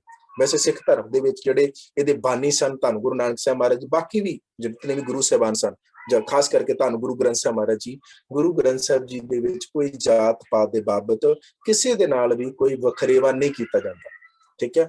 ਪਰ ਸਾਡੇ ਗੁਰਧਾਮਾਂ ਦੇ ਵਿੱਚ ਜਾਤ ਪਾਤ ਮੰਨੀ ਜਾਂਦੀ ਹੈ, ਅਸੀਂ ਮੰਨਦੇ ਹਾਂ। ਸਾਡੇ ਪਿੰਡਾਂ ਦੇ ਵਿੱਚ ਵੀ ਜਾਤ ਪਾਤ ਹੁੰਦੀ ਹੈ, ਖਾਸ ਕਰਕੇ ਸਿੱਖ ਧਰਮ ਵਾਲੇ ਮੰਨਦੇ ਨਹੀਂ। ਜੇ ਨਾ ਮੰਨਦੇ ਹੁੰਦੇ ਤੇ ਸਾਡੇ ਪਿੰਡਾਂ ਦੇ ਵਿੱਚ ਇੱਕੋ ਗੁਰਦੁਆਰਾ ਹੋਣਾ ਸੀ, 2-2 ਗੁਰਦੁਆਰੇ ਨਹੀਂ ਸੀ ਆਉਣਾ। ਸਾਡੇ ਪਿੰਡਾਂ ਦੇ ਵਿੱਚ ਆਜੂ ਬਾਜੂ ਇਹ ਫਲਾਣਿਆਂ ਦਾ ਗੁਰਦੁਆਰਾ ਆ, ਇਹ ਭਲਾ ਟਮਕਾਣਿਆਂ ਦਾ ਗੁਰਦੁਆਰਾ ਆ, ਇਹ ਉਹਨਾਂ ਦਾ ਗੁਰਦੁਆਰਾ ਆ, ਇਹ ਉਹਨਾਂ ਦਾ ਗੁਰਦੁਆਰਾ ਆ। ਇਸ ਤਰ੍ਹਾਂ ਕਰ ਕਰਕੇ ਗੁਰਦੁਆਰੇ ਦੀ ਵੰਡਿਆ ਹੋਇਆ ਗੁਰਦੁਆਰਾ ਜਾਤਾਂ ਦੇ ਨਾਂ ਦੇ ਉੱਤੇ। ਜਦੋਂ ਦਰਬਾਰ ਸਾਹਿਬ ਦੇ ਅੰਦਰ ਇੱਕ ਨਾ ਰਵਿਦਾਸੀਆ ਪਰਿਵਾਰ ਸੀਗਾ ਜਿਹਨੇ ਅੰਮ੍ਰਿਤ ਛਕਿਆ, ਤੇ ਅੰਮ੍ਰਿਤ ਛਕ ਕੇ ਉਹ ਦਰਬਾਰ ਸਾਹਿਬ ਮੱਥਾ ਟੇਕਣ ਆਇਆ, ਹੱਥ ਵਿੱਚ ਉਹਦੇ ਕੜਾਹ ਪ੍ਰਸ਼ਾਦ ਦੀ ਦੇਗ ਸੀ। ਤੇ ਉਸ ਵਕਤ ਜਿਹੜੇ ਮਹੰਤ ਸਨ ਦਰਬਾਰ ਸਾਹਿਬ ਦੇ, ਉਹਨਾਂ ਨੇ ਕੀ ਕੀਤਾ ਕਿ ਉਸ ਰਵਿਦਾਸੀ ਜਿਹੜਾ ਪਰਿਵਾਰ ਸੀਗਾ, ਜਿਹੜੇ ਅੰਮ੍ਰਿਤ ਛਕ ਲਿਆ, ਸਿੰਘ ਸੱਜ ਗਿਆ ਸੀਗਾ, ਤੇ ਸਿੰਘ ਸੱਜਣ ਤੋਂ ਬਾਅਦ ਦੇਗ ਲੈ ਕੇ ਆਇਆ ਸੀ ਅਰਦਾਸ ਕਰਵਾਉਣ ਲਈ। ਤੇ ਕਿਉਂਕਿ ਜਦੋਂ ਅੱਜ ਵੀ ਤੁਸੀਂ ਦਰਬਾਰ ਸਾਹਿਬ ਜਾਓਗੇ ਤਾਂ ਤੁਸੀਂ ਦੇਖਣਾ, ਜਦੋਂ ਦੇਗ ਲੈ ਕੇ ਜਾਂਦੇ ਆ ਉਹ ਨਾਲ ਹੀ ਪ੍ਰਵਾਨ ਹੋ ਜਾਂਦੀ, ਥੋੜਾ ਜਿਹਾ ਅੱਗੇ ਜਾ ਕੇ ਨਾਲ ਹੀ ਪ੍ਰਵਾਨ ਹੋ ਜਾਂਦੀ ਦੇਗ। ਪਹਿਲਾਂ ਕੀ ਹੁੰਦਾ ਸੀ, ਦੇਗ ਅੰਦਰ ਲਿਜਾਈ ਜਾਂਦੀ ਸੀ, ਕਿਉਂਕਿ ਸੰਗਤ ਦੀ ਇੰਨੀ ਆਮਦ ਨਹੀਂ ਸੀ ਹੁੰਦੀ, ਸੰਗਤ ਘੱਟ ਹੁੰਦੀ ਸੀ, ਤੇ ਸੰਗਤ ਸਿੱਧੀਆਂ ਜਿੱਥੇ ਦਰਬਾਰ ਸਾਹਿਬ ਅੰਦਰ ਆਪਾਂ ਮੱਥਾ ਟੇਕਦੇ ਆ ਉਹਦੇ ਲਾਗੇ ਦੇਗ ਪ੍ਰਵਾਨ ਹੁੰਦੀ ਸੀ। ਫਿਰ ਕੁਝ ਸਮਾਂ ਆਇਆ, ਸੰਗਤ ਵੱਧ ਗਈ ਤੇ ਦਰਵਾਜ਼ੇ ਤੋਂ ਬਾਰ-ਬਾਰ ਦੇਗ ਪ੍ਰਵਾਨ ਸ਼ੁਰੂ ਹੋਈ। ਹੁਣ ਇੰਨੀ ਸੰਗਤ ਵੱਧ ਗਈ ਆ ਕਿ ਦੇਗ ਦਰਸ਼ਨ ਜੋੜੀ ਤੋਂ ਬਿਲਕੁਲ ਬਾਰ-ਬਾਰ ਪ੍ਰਵਾਨ ਹੁੰਦੀ ਆ। ਇਹ ਸੰਗਤ ਦੀ ਸਹੂਲਤ ਲਈ ਸੀਗਾ। ਤੇ ਪੁਰਾਤਨ ਸਮੇਂ ਦੇ ਵਿੱਚ ਸੰਗਤ ਇੰਨੀ ਜ਼ਿਆਦਾ ਨਹੀਂ ਸੀ ਕਿ ਉਹ ਦੇਗ ਸਿੱਧੀ ਅੰਦਰ ਜਾ ਕੇ ਮਹੰਤ ਜਿਹੜੇ ਆਪ ਤਾਬਿਆ ਬੈਠਦੇ ਹੁੰਦੇ ਸੀ, ਪੁਜਾਰੀ, ਉਹ ਪ੍ਰਵਾਨ ਕਰਦੇ ਸਨ। ਤੇ ਜਦੋਂ ਉਹਨਾਂ ਨੇ ਵੇਖਿਆ ਕਿ ਰਵਿਦਾਸੀ ਪਰਿਵਾਰ ਆਇਆ ਅੰਮ੍ਰਿਤ ਛਕ ਕੇ, ਉਹਨਾਂ ਨੇ ਕਿਹਾ ਤੇਰੀ ਦੇਗ ਪ੍ਰਵਾਨ ਨਹੀਂ ਹੋਣੀ। ਕਿਉਂ ਨਹੀਂ ਪ੍ਰਵਾਨ ਹੋਣੀ? ਕਹਿੰਦੇ ਨਹੀਂ ਉਹ ਪ੍ਰਵਾਨ ਨਹੀਂ। ਉਹਨੂੰ ਧੱਕਾ ਮਾਰਿਆ ਕਿ ਤੂੰ ਨੀਵੀਂ ਜਾਤ ਦਾ ਆ, ਤੇਰੀ ਦੇਗ ਦਰਬਾਰ ਸਾਹਿਬ ਦੇ ਵਿੱਚ ਪ੍ਰਵਾਨ ਨਹੀਂ ਹੋ ਸਕਦੀ। ਧੱਕਾ ਮਾਰ ਕੇ ਉਹਨੂੰ ਬਾਹਰ ਕੱਢਿਆ। ਉਸ ਵਕਤ ਜਿਹੜੇ ਸਿੱਖ ਸਨ ਲਾਗੇ, ਸਿੱਖ ਖੜੇ ਹੋਏ, ਕਹਿੰਦੇ ਕਿ ਉਹ ਸਿੰਘ ਸਜਿਆ, ਤੇ ਸਿੰਘ ਸੱਜ ਕੇ ਗੁਰੂ ਨਾਨਕ ਦੇ ਘਰ ਵਿੱਚ ਆਇਆ, ਤੇ ਗੁਰੂ ਨਾਨਕ ਦੇ ਘਰ ਦਾ ਉਹ ਸਿੱਖ ਬਣ ਗਿਆ। ਇਸ ਕਰਕੇ ਇਹ ਸਿੰਘ ਸਜੇ ਦੀ ਦੇਗ ਪ੍ਰਵਾਨ ਹੁੰਦੀ ਹੈ, ਦਰਬਾਰ ਸਾਹਿਬ ਤੇ ਪ੍ਰਵਾਨ ਕਰੋ। ਕਹਿੰਦੇ ਨੀਵੀਂ ਜਾਤ ਦੀ ਪ੍ਰਵਾਨ। ਕਹਿੰਦੇ ਤੂੰ ਨਹੀਂ ਪ੍ਰਵਾਨ ਕਰਦਾ, ਤੇ ਵੇਖਦੇ ਆਪਾਂ ਗੁਰੂ ਪ੍ਰਵਾਨ ਕਰਦਾ ਕਿ ਨਹੀਂ ਕਰਦਾ। ਹੁਣ ਦੇਖੋ, ਤੁਹਾਨੂੰ ਗੁਰੂ ਗ੍ਰੰਥ ਸਾਹਿਬ ਮਹਾਰਾਜ ਦੀ ਬਾਣੀ, ਤੇ ਗੁਰੂ ਸਾਡਾ ਜਿਉਂਦਾ ਜਾਗਦਾ ਗੁਰੂ ਹੈ। ਇਹਨੂੰ ਲਿਵਿੰਗ ਗੋਡ ਗੁਰੂ ਦਾ ਇੱਕ ਦਰਜਾ ਮਿਲਿਆ, ਲਿਵਿੰਗ ਗੋਡ। ਗੁਰੂ ਗ੍ਰੰਥ ਸਾਹਿਬ ਮਹਾਰਾਜ ਜਿਉਂਦੇ ਜਾਗਦੇ ਗੁਰੂ ਨੇ। ਤੁਹਾਨੂੰ ਕੋਈ ਵੀ ਪ੍ਰੋਬਲਮ ਹੁੰਦੀ ਹੈ ਨਾ, ਜਿਵੇਂ ਸਾਨੂੰ ਕੋਈ ਪ੍ਰੋਬਲਮ ਆਈ ਤੇ ਸਾਡੇ ਮਾਂ-ਬਾਪ ਸਾਡੇ ਕੋਲ ਹੁੰਦੇ, ਅਸੀਂ ਆਪਾਂ ਦੱਸਦੇ ਹਾਂ ਤੇ ਉਹ ਗੱਲ ਹੱਲ ਨਿਕਲਦਾ। ਐਵੇਂ ਹੀ ਤੁਹਾਨੂੰ ਗੁਰੂ ਗ੍ਰੰਥ ਸਾਹਿਬ ਮਹਾਰਾਜ ਲਿਵਿੰਗ ਸਾਡੇ ਪੈਰੈਂਟਸ ਨੇ, ਉਹ ਵੀ ਜਿਹੜੀ ਪ੍ਰੋਬਲਮ ਹੈ ਗੁਰੂ ਨੂੰ ਦੱਸੋ ਤੇ ਹੱਲ ਉਸੇ ਵਕਤ ਦੱਸੇਗਾ। ਉਹ ਕਹਿੰਦੇ ਜੇ ਤੂੰ ਨਹੀਂ ਪ੍ਰਮਾਣ ਕਰ ਰਿਹਾ ਤੇ ਠੀਕ ਹੈ, ਆਪਾਂ ਗੁਰੂ ਗ੍ਰੰਥ ਸਾਹਿਬ ਮਹਾਰਾਜ ਨੂੰ ਪੁੱਛ ਲੈਣੇ ਕਿ ਰਵਿਦਾਸੀ ਪਰਿਵਾਰ ਆਇਆ, ਇਹਨਾਂ ਦੀ ਦੇਗ ਪ੍ਰਵਾਨ ਹੋਏਗੀ ਕਿ ਨਹੀਂ ਹੋਏਗੀ। ਇਹ ਸੰਗ ਸੱਜ ਕੇ ਆਇਆ, ਤੇ ਗੁਰੂ ਗ੍ਰੰਥ ਸਾਹਿਬ ਮਹਾਰਾਜ ਜੀ ਨੇ ਅਰਦਾਸ ਕੀਤੀ। ਅਰਦਾਸ ਕਰਨ ਤੋਂ ਬਾਅਦ ਹੁਕਮਨਾਮਾ ਲਿਆ, ਤੇ ਹੁਕਮਨਾਮਾ ਇਹ ਸੀਗਾ ਬੱਚਿਓ, ਨਿਗੁਣਿਆਂ ਨੂੰ ਆਪੇ ਬਖਸ਼ ਲੈ ਭਾਈ, ਸਤਿਗੁਰ ਕੀ ਸੇਵਾ ਲਾਏ। ਕਿ ਜਿਹੜੇ ਨਿਗੁਣੇ ਨੇ ਉਹਨਾਂ ਨੂੰ ਆਪਣੇ ਆਪ ਇਹ ਬਖਸ਼ ਲੈਂਦਾ। ਇਹ ਗੁਰੂ ਜਿਹੜਾ ਆ ਇਹਨਾਂ ਨੂੰ ਆਪਣੇ ਕਾਲਜੇ ਨਾਲ ਲਾ ਲੈਂਦਾ। ठीक है, शब्द तुहाडे सामने स्क्रीन ते हुणे आ जाना। निगुणियां नूं आपे बख्श ले पाई, सतगुर की सेवा लाए, सतगुर की सेवा उत्तम है पाई, राम नाम चित लाए। हर जियो आपे बख्श मिलाए, गुणहीन हम अपराधी भाई, पूरे सतगुर लय लाए रहाओ। कौन कौन अपराधी बख्शियन प्यारे, साचे शब्द विचार, भौजल पार उतारियन भाई, सतगुर बेड़े चाड़, मनूरै ते कंचन भय भाई, गुर पारस मेल मिलाए, आप छोड़ नाओ मन वसिया भाई, ज्योति जोत मिलाए, हौ वारी हौ वारने भाई, सतगुर को सद बलहारे जाऊं। ਇਹ ਸ਼ਬਦ ਕਾਫੀ ਵੱਡਾ ਆ, ਮੇਰੇ ਖਿਆਲ ਹੈ ਕਿ ਸ਼ਬਦ ਤੁਸੀਂ ਨੋਟ ਕਰ ਲੈਣਾ ਹੈ ਤੇ ਬਾਅਦ ਚ ਪੜ੍ਹ ਲੈਣਾ ਹੈ। ਮੈਂ ਕਹਿਣਾ ਚਾਹੁੰਦਾ ਕਿ ਸਾਰਾ ਸ਼ਬਦ ਕਿਉਂਕਿ ਕਾਫੀ ਵੱਡਾ ਤੇ ਸਮਾਂ ਆਪਣੇ ਕੋਲ ਥੋੜਾ ਆ, ਉਹਦੇ ਵਿੱਚ ਮੈਂ ਆਪਣਾ ਟੌਪਿਕ ਜਿਹੜਾ ਹੈ ਉਹ ਖਤਮ ਕਰਨ ਦਾ ਯਤਨ ਕਰਾਂਗਾ। ਹਾਂਜੀ, ਜਦੋਂ ਇਹ ਹੁਕਮਨਾਮਾ ਆਇਆ ਤੇ ਉਹ ਪੁਜਾਰੀ ਜਿਹੜੇ ਸਨ ਉੱਥੋਂ ਨੱਠ ਗਏ, ਭੱਜ ਗਏ। ਤੇ ਜਦੋਂ ਪੁਜਾਰੀ ਭੱਜ ਗਏ ਤੇ ਸਿੱਖਾਂ ਨੇ ਸੋਚਿਆ ਕਿ ਇਹ ਪੁਜਾਰੀ ਹੁਣ ਭੱਜੇ ਇੱਥੋਂ, ਇੱਥੇ ਕਬਜ਼ਾ ਹੋਣਾ ਚਾਹੀਦਾ। ਸਿੱਖਾਂ ਦਾ ਕਬਜ਼ਾ ਜਿਹੜਾ ਸੀ ਦਰਬਾਰ ਸਾਹਿਬ ਤੇ ਹੋ ਗਿਆ। ਉਸ ਤੋਂ ਬਾਅਦ ਜਦੋਂ ਉਹ ਭੱਜ ਕੇ ਵਾਪਸ, ਜਿਹੜੇ ਸਿੱਖ ਸਨ ਭੱਜ ਕੇ ਗਏ ਅਕਾਲ ਤਖਤ ਸਾਹਿਬ ਤੇ, ਜਿਹੜੇ ਅਕਾਲ ਤਖਤ ਸਾਹਿਬ ਦੇ ਪੁਜਾਰੀ ਸਨ ਉਹ ਵੀ ਉੱਥੋਂ ਭੱਜ ਗਏ।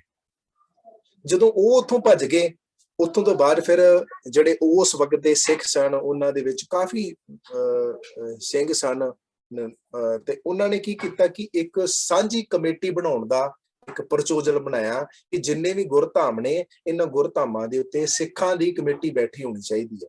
ਪ੍ਰਬੰਧ ਕਰਨ ਵਾਲਾ ਇੱਕ ਐਸਾ ਪ੍ਰਬੰਧਕੀ ਢਾਂਚਾ ਬਣਾਈਏ ਜਿਹਦੇ ਵਿੱਚ ਇੱਕ ਮਰਿਆਦਾ ਹੋਣੀ ਚਾਹੀਦੀ, ਅਲੱਗ-ਅਲੱਗ ਮਰਿਆਦਾ ਨਾ ਹੋਣ, ਅਲੱਗ-ਅਲੱਗ ਅਰਦਾਸ ਨਾ ਹੋਵੇ, ਅਲੱਗ-ਅਲੱਗ ਤੌਰ ਤਰੀਕਾ ਨਾ ਹੋਵੇ। ਸਿੱਖ ਧਰਮ ਦਾ ਇੱਕ ਹੀ ਤਰੀਕਾ, ਕੋਡ ਆਫ ਕੰਡਕਟ ਜਿਹੜੀ ਹੈ, ਜਿਹੜਾ ਜਿਉਣ ਦਾ ਤਰੀਕਾ ਇੱਕ ਵਧੀਆ ਜਿਹਾ ਵੱਖਰਾ ਜਿਹਾ ਹੋਵੇ, ਨਿਵੇਕਲਾ। ਫਿਰ ਉਹਨਾਂ ਨੇ ਫੈਸਲਾ ਕੀਤਾ ਕਿ ਇੱਕ ਕਮੇਟੀ ਬਣਾਈਏ। ਫਿਰ ਉਹ ਕਮੇਟੀ ਜਿਹੜੀ ਤੇ ਉਹਦੇ ਲਈ ਇੱਕ ਮੀਟਿੰਗ ਰੱਖੀ।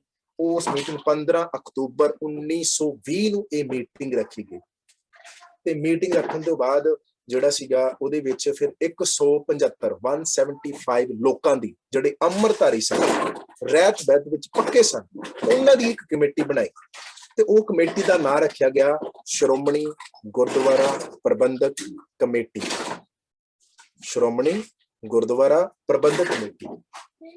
ਇਹ ਕਮੇਟੀ ਦਾ ਕੰਮ ਸੀਗਾ ਗੁਰਧਾਮ, ਜਿੰਨੇ ਵੀ ਗੁਰਧਾਮ ਨੇ, ਜਿਹੜੇ ਇਤਿਹਾਸਿਕ ਗੁਰਦੁਆਰੇ ਸਾਹਿਬਾਨ ਨੇ, ਉਹਨਾਂ ਦਾ ਪ੍ਰਬੰਧ ਜਿਹੜਾ ਆਪਣੇ ਹੱਥ ਵਿੱਚ ਕਰੇ ਤੇ ਉਹਨਾਂ ਦਾ ਉੱਤੇ ਕਬਜ਼ਾ ਵੀ ਲੈਣਾ ਸ਼ੁਰੂ ਕੀਤਾ। ਫਿਰ ਪਹਿਲਾ ਕਬਜ਼ਾ ਜਿਹੜਾ ਸੀ ਉਹ ਤਰਨਤਾਰਨ ਸਾਹਿਬ ਦਾ ਲਿਆ, ਜਿਹਦੇ ਵਿੱਚ ਪਹਿਲੀਆਂ 2 ਸਿੱਖ ਸ਼ਹਾਦਤਾਂ ਜਿਹੜੀਆਂ ਹੁੰਦੀਆਂ ਨੇ ਉਹ ਸਨ ਭਾਈ ਹਜ਼ਾਰਾ ਸਿੰਘ ਜੀ ਅਲਾਦੀਨਪੁਰ, ਜਿਨ੍ਹਾਂ ਦੀ 100 ਸਾਲਾ ਸ਼ਤਾਬਦੀ ਸ਼੍ਰੋਮਣੀ ਗੁਰਦੁਆਰਾ ਪ੍ਰਬੰਧਕ ਕਮੇਟੀ ਨੇ ਥੋੜਾ ਸਮਾਂ ਪਹਿਲਾਂ ਮਨਾਈ ਹੈ। ਔਰ ਦੂਜੇ ਸਨ ਭਾਈ ਹੁਕਮ ਸਿੰਘ ਜੀ ਕੋਟ ਵਸਾਊ। ਇਹ 2 ਸ਼ਹਾਦਤਾਂ ਹੁੰਦੀਆਂ ਨੇ ਕਿਉਂਕਿ ਜਿੰਨੇ ਵੀ ਗੁਰਦੁਆਰਾਂ ਦੇ ਵਿੱਚ ਕਬਜ਼ੇ ਲਏ ਨੇ ਤੇ ਉਹ ਕਬਜ਼ਾ ਕਰਨ ਤੋਂ ਪਹਿਲਾਂ ਸ਼ਾਂਤਮਈ ਸਿੱਖ ਗਏ ਨੇ। ਹੁਣ ਚੇਤਾ ਰੱਖਿਓ, ਸਿੱਖੀਜ਼ਮ ਵਾਲੇ ਕਦੀ ਛੇਤੀ ਤੱਤੇ ਨਹੀਂ ਹੁੰਦੇ। ਇਹ ਜਦੋਂ ਵੀ ਪਹਿਲਾਂ ਆਪਣਾ ਲੜਾਈ ਲੜਦੇ ਨੇ, ਪਹਿਲਾਂ ਸ਼ਾਂਤਮਈ ਲੜਦੇ, ਸ਼ਾਂਤਮਈ ਤਰੀਕੇ ਦੇ ਨਾਲ। ਤੇ ਜਦੋਂ ਸ਼ਾਂਤਮਈ ਤਰੀਕੇ ਦੇ ਨਾਲ ਹੱਲ ਨਹੀਂ ਨਿਕਲਦਾ ਤੇ ਫਿਰ ਸ਼ਸਤਰ ਜਿਹੜਾ ਆ ਉਹ ਵੀ ਸੱਸੇ ਤੋਂ ਨਿਕਲਦਾ ਹੈ, ਬਿੰਦੀ ਲਾ ਕੇ ਸ਼ਸਤਰ ਜਿਹੜਾ ਆ ਫਿਰ ਹੱਥ ਵਿੱਚ ਸਿੱਖ ਕੇ ਫੜ ਲੈਂਦੇ ਨੇ ਆਪਣੇ ਹੱਕਾਂ ਦੇ ਲਈ। ਜਿਵੇਂ ਸ਼ਾਂਤਮਈ ਧਰਨਾ ਅੱਜ ਦਿੱਲੀ ਨਾਲ ਲੱਗਾ ਹੋਇਆ, ਤੇ ਜਦੋਂ ਸ਼ਾਂਤਮਈ ਧਰਨੇ ਨਾਲ ਗੱਲ ਨਾ ਬਣੂਗੀ ਤੇ ਫਿਰ ਸ਼ਸਤਰ ਤੇ ਨੈਚੁਰਲ ਹੈ, ਉਹ ਸਰਕਾਰਾਂ ਆਪ ਹੀ ਉਠਾ ਦਿੰਦੀਆਂ ਨੇ ਕਿ ਤੁਸੀਂ ਹੁਣ ਚੁੱਕੋ। ਖੈਰ, ਜਦੋਂ ਇਹ ਨਨਕਾਣਾ ਸਾਹਿਬ ਦਾ ਕਬਜ਼ਾ ਹੋਇਆ, ਵਾਹਿਗੁਰੂ, ਤਰਨਤਾਰਨ ਸਾਹਿਬ ਦਾ ਕਬਜ਼ਾ ਹੋਇਆ, ਉਸ ਤੋਂ ਬਾਅਦ ਫਿਰ ਪੰਜਾ ਸਾਹਿਬ ਦਾ ਕਬਜ਼ਾ ਹੋਇਆ। ਫਿਰ ਤੀਜੇ ਨੰਬਰ ਤੇ ਕਬਜ਼ਾ ਜਿਹੜਾ ਨਨਕਾਣਾ ਸਾਹਿਬ ਦਾ ਲੈਣਾ ਸੀ। ਨਨਕਾਣਾ ਸਾਹਿਬ ਦਾ ਕਬਜ਼ਾ ਕਰਨ ਲਈ ਇੱਕ ਦਿਨ ਜਿਹੜਾ ਮੁਕਰਰ ਕੀਤਾ ਗਿਆ 20 ਫਰਵਰੀ 1921 ਵਾਲਾ ਦਿਨ, ਕਿ ਇਸ ਦਿਨ ਜਿਹੜਾ ਇਹ ਪਤਾ ਲੱਗਿਆ ਕਿ ਉੱਥੋਂ ਦਾ ਜਿਹੜਾ ਮਹੰਤ ਹੈ ਉਹਨੇ ਇੱਕ ਲਾਹੌਰ ਦੇ ਵਿੱਚ ਕਾਨਫਰੰਸ ਹੈ, ਉੱਥੇ ਜਾਣਾ ਆ ਤੇ 20 ਫਰਵਰੀ ਵਾਲਾ ਦਿਨ ਬੜਾ ਵਧੀਆ ਹੈ ਕਿ 20 ਫਰਵਰੀ ਵਾਲੇ ਦਿਨ ਮਹੰਤ ਨਹੀਂ ਹੋਏਗਾ ਤੇ ਕਬਜ਼ਾ ਰਵਾਨਾ ਹੋਇਆ। ਫਿਰ ਇਹਦੇ ਲਈ ਉਹਨਾਂ ਨੇ ਕੀ ਕੀਤਾ, ਮੀਟਿੰਗਾਂ ਕੀਤੀਆਂ ਸਿੱਖਾਂ ਨੇ। ਭਾਈ ਕਰਤਾਰ ਸਿੰਘ ਜੀ ਝੱਬਰ, ਭਾਈ ਲਛਮਣ ਸਿੰਘ ਜੀ ਧਾਰੋਵਾਲ, ਭਾਈ ਟਹਿਲ ਸਿੰਘ ਜੀ ਨਿਜ਼ਾਮਪੁਰੀਆ, ਭਾਈ ਦਲੀਪ ਸਿੰਘ ਜੀ, ਬੇਅੰਤ ਜਿਹੜੇ ਸਿੰਘ ਸਨ, ਉਹਨਾਂ ਨੇ ਇੱਕ ਮੀਟਿੰਗ ਕੀਤੀ ਤੇ ਫਿਰ ਜਥੇ ਬਣਾ ਕੇ ਨਨਕਾਣਾ ਸਾਹਿਬ ਨੂੰ ਰਵਾਨਾ ਹੋਏ। ਕਰਤਾਰ ਸਿੰਘ ਜੀ ਝੱਬਰ ਦਾ ਆਪਣਾ ਜਥਾ ਸੀਗਾ, ਭਾਈ ਲਛਮਣ ਸਿੰਘ ਜੀ ਧਾਰੋਵਾਲ ਦਾ ਆਪਣਾ ਜਥਾ ਸੀਗਾ। ਭਾਈ ਲਛਮਣ ਸਿੰਘ ਧਾਰੋਵਾਲ ਨੇ 2 ਵਾਰੀ ਅਰਦਾਸ ਕੀਤੀ ਗੁਰੂ ਗ੍ਰੰਥ ਸਾਹਿਬ ਜੀ ਦੇ ਸਨਮੁਖ ਖੜੇ ਹੋ ਕੇ। ਉਹ ਅਰਦਾਸ ਦੇ ਇਹ ਬੋਲ ਸਨ ਬੱਚੇ ਕਿ ਇਹ ਧੰਨ ਗੁਰੂ ਨਾਨਕ ਸਾਹਿਬ ਮਹਾਰਾਜ ਜੀ, ਆਪ ਜੀ ਦੇ ਦਰ ਦੇ ਉੱਤੇ ਨਰੈਣੂ ਮਹੰਤ ਨੇ ਜਿਹੜਾ ਗੰਦ ਪਾਇਆ, ਉਸ ਗੰਦ ਨੂੰ ਅਸੀਂ ਆਪਣੇ ਸਰੀਰ ਦਾ ਖੂਨ ਡੋਲ ਕੇ ਧੋਵਾਂਗੇ। ਹੁਣ ਕਿੱਡੀ ਵੱਡੀ ਅਰਦਾਸ ਹੈ ਨਾ। मोहे मरने का चाव है, मरु तो हर के द्वार, मत हर पूछे कौन है परा हमारे बार। वाहिगुरु प्रमाण मेरे को गलत भी हो सकता, मैं ਇਹਦੇ ਵਾਸਤੇ ਖਿਮਾ ਚਾਹੁੰਦਾ क्योंकि कई प्रमाण मेरे ਜਿਹਨ ਚ आ ਜਾਂਦੇ ਆ, ਉਹ ਕਈ ਵਾਰ ਕਲੀਅਰ ਨਹੀਂ ਹੁੰਦੇ। ਖੈਰ, ਜਦੋਂ ਇਹ ਅਰਦਾਸ ਹੋਈ ਕਿ ਸੱਚੇ ਪਾਤਸ਼ਾਹ ਮੈਨੂੰ ਮਰਨ ਦਾ ਚਾਹ ਆ ਤੇ ਤੇਰੇ ਦਰ ਦੇ ਉੱਤੇ ਆ ਕੇ ਮਰਾਂ। ਹੁਣ ਇਹ ਅਰਦਾਸ ਸਿੱਖ ਨੇ ਕੀਤੀ, ਭਾਈ ਲਛਮਣ ਸਿੰਘ ਧਾਰੋਵਾਲ ਨੇ ਗੁਰੂ ਗ੍ਰੰਥ ਸਾਹਿਬ ਜੀ ਦੇ ਅੱਗੇ ਅਰਦਾਸ ਕੀਤੀ। ਤੇ ਚੇਤਾ ਰੱਖਿਓ, ਗੁਰੂ ਜਿਹੜਾ ਹੈ ਸਾਡੀ ਅਰਦਾਸ ਨੂੰ ਵਿਅਰਥ ਨਹੀਂ ਜਾਣਦਾ ਜੇ ਭਾਵਨਾ ਨਾਲ ਅਰਦਾਸ ਕੀਤੀ ਹੋਵੇ। ਉਤਲੇ ਮਨ ਨਾਲ ਤੇ ਅਸੀਂ ਬੜੀਆਂ ਅਰਦਾਸਾਂ ਕਰਵਾਉਂਦੇ ਵੀ ਆ ਤੇ ਕਰਦੇ ਵੀ ਆ, ਉਤਲੇ ਮਨ ਨਾਲ।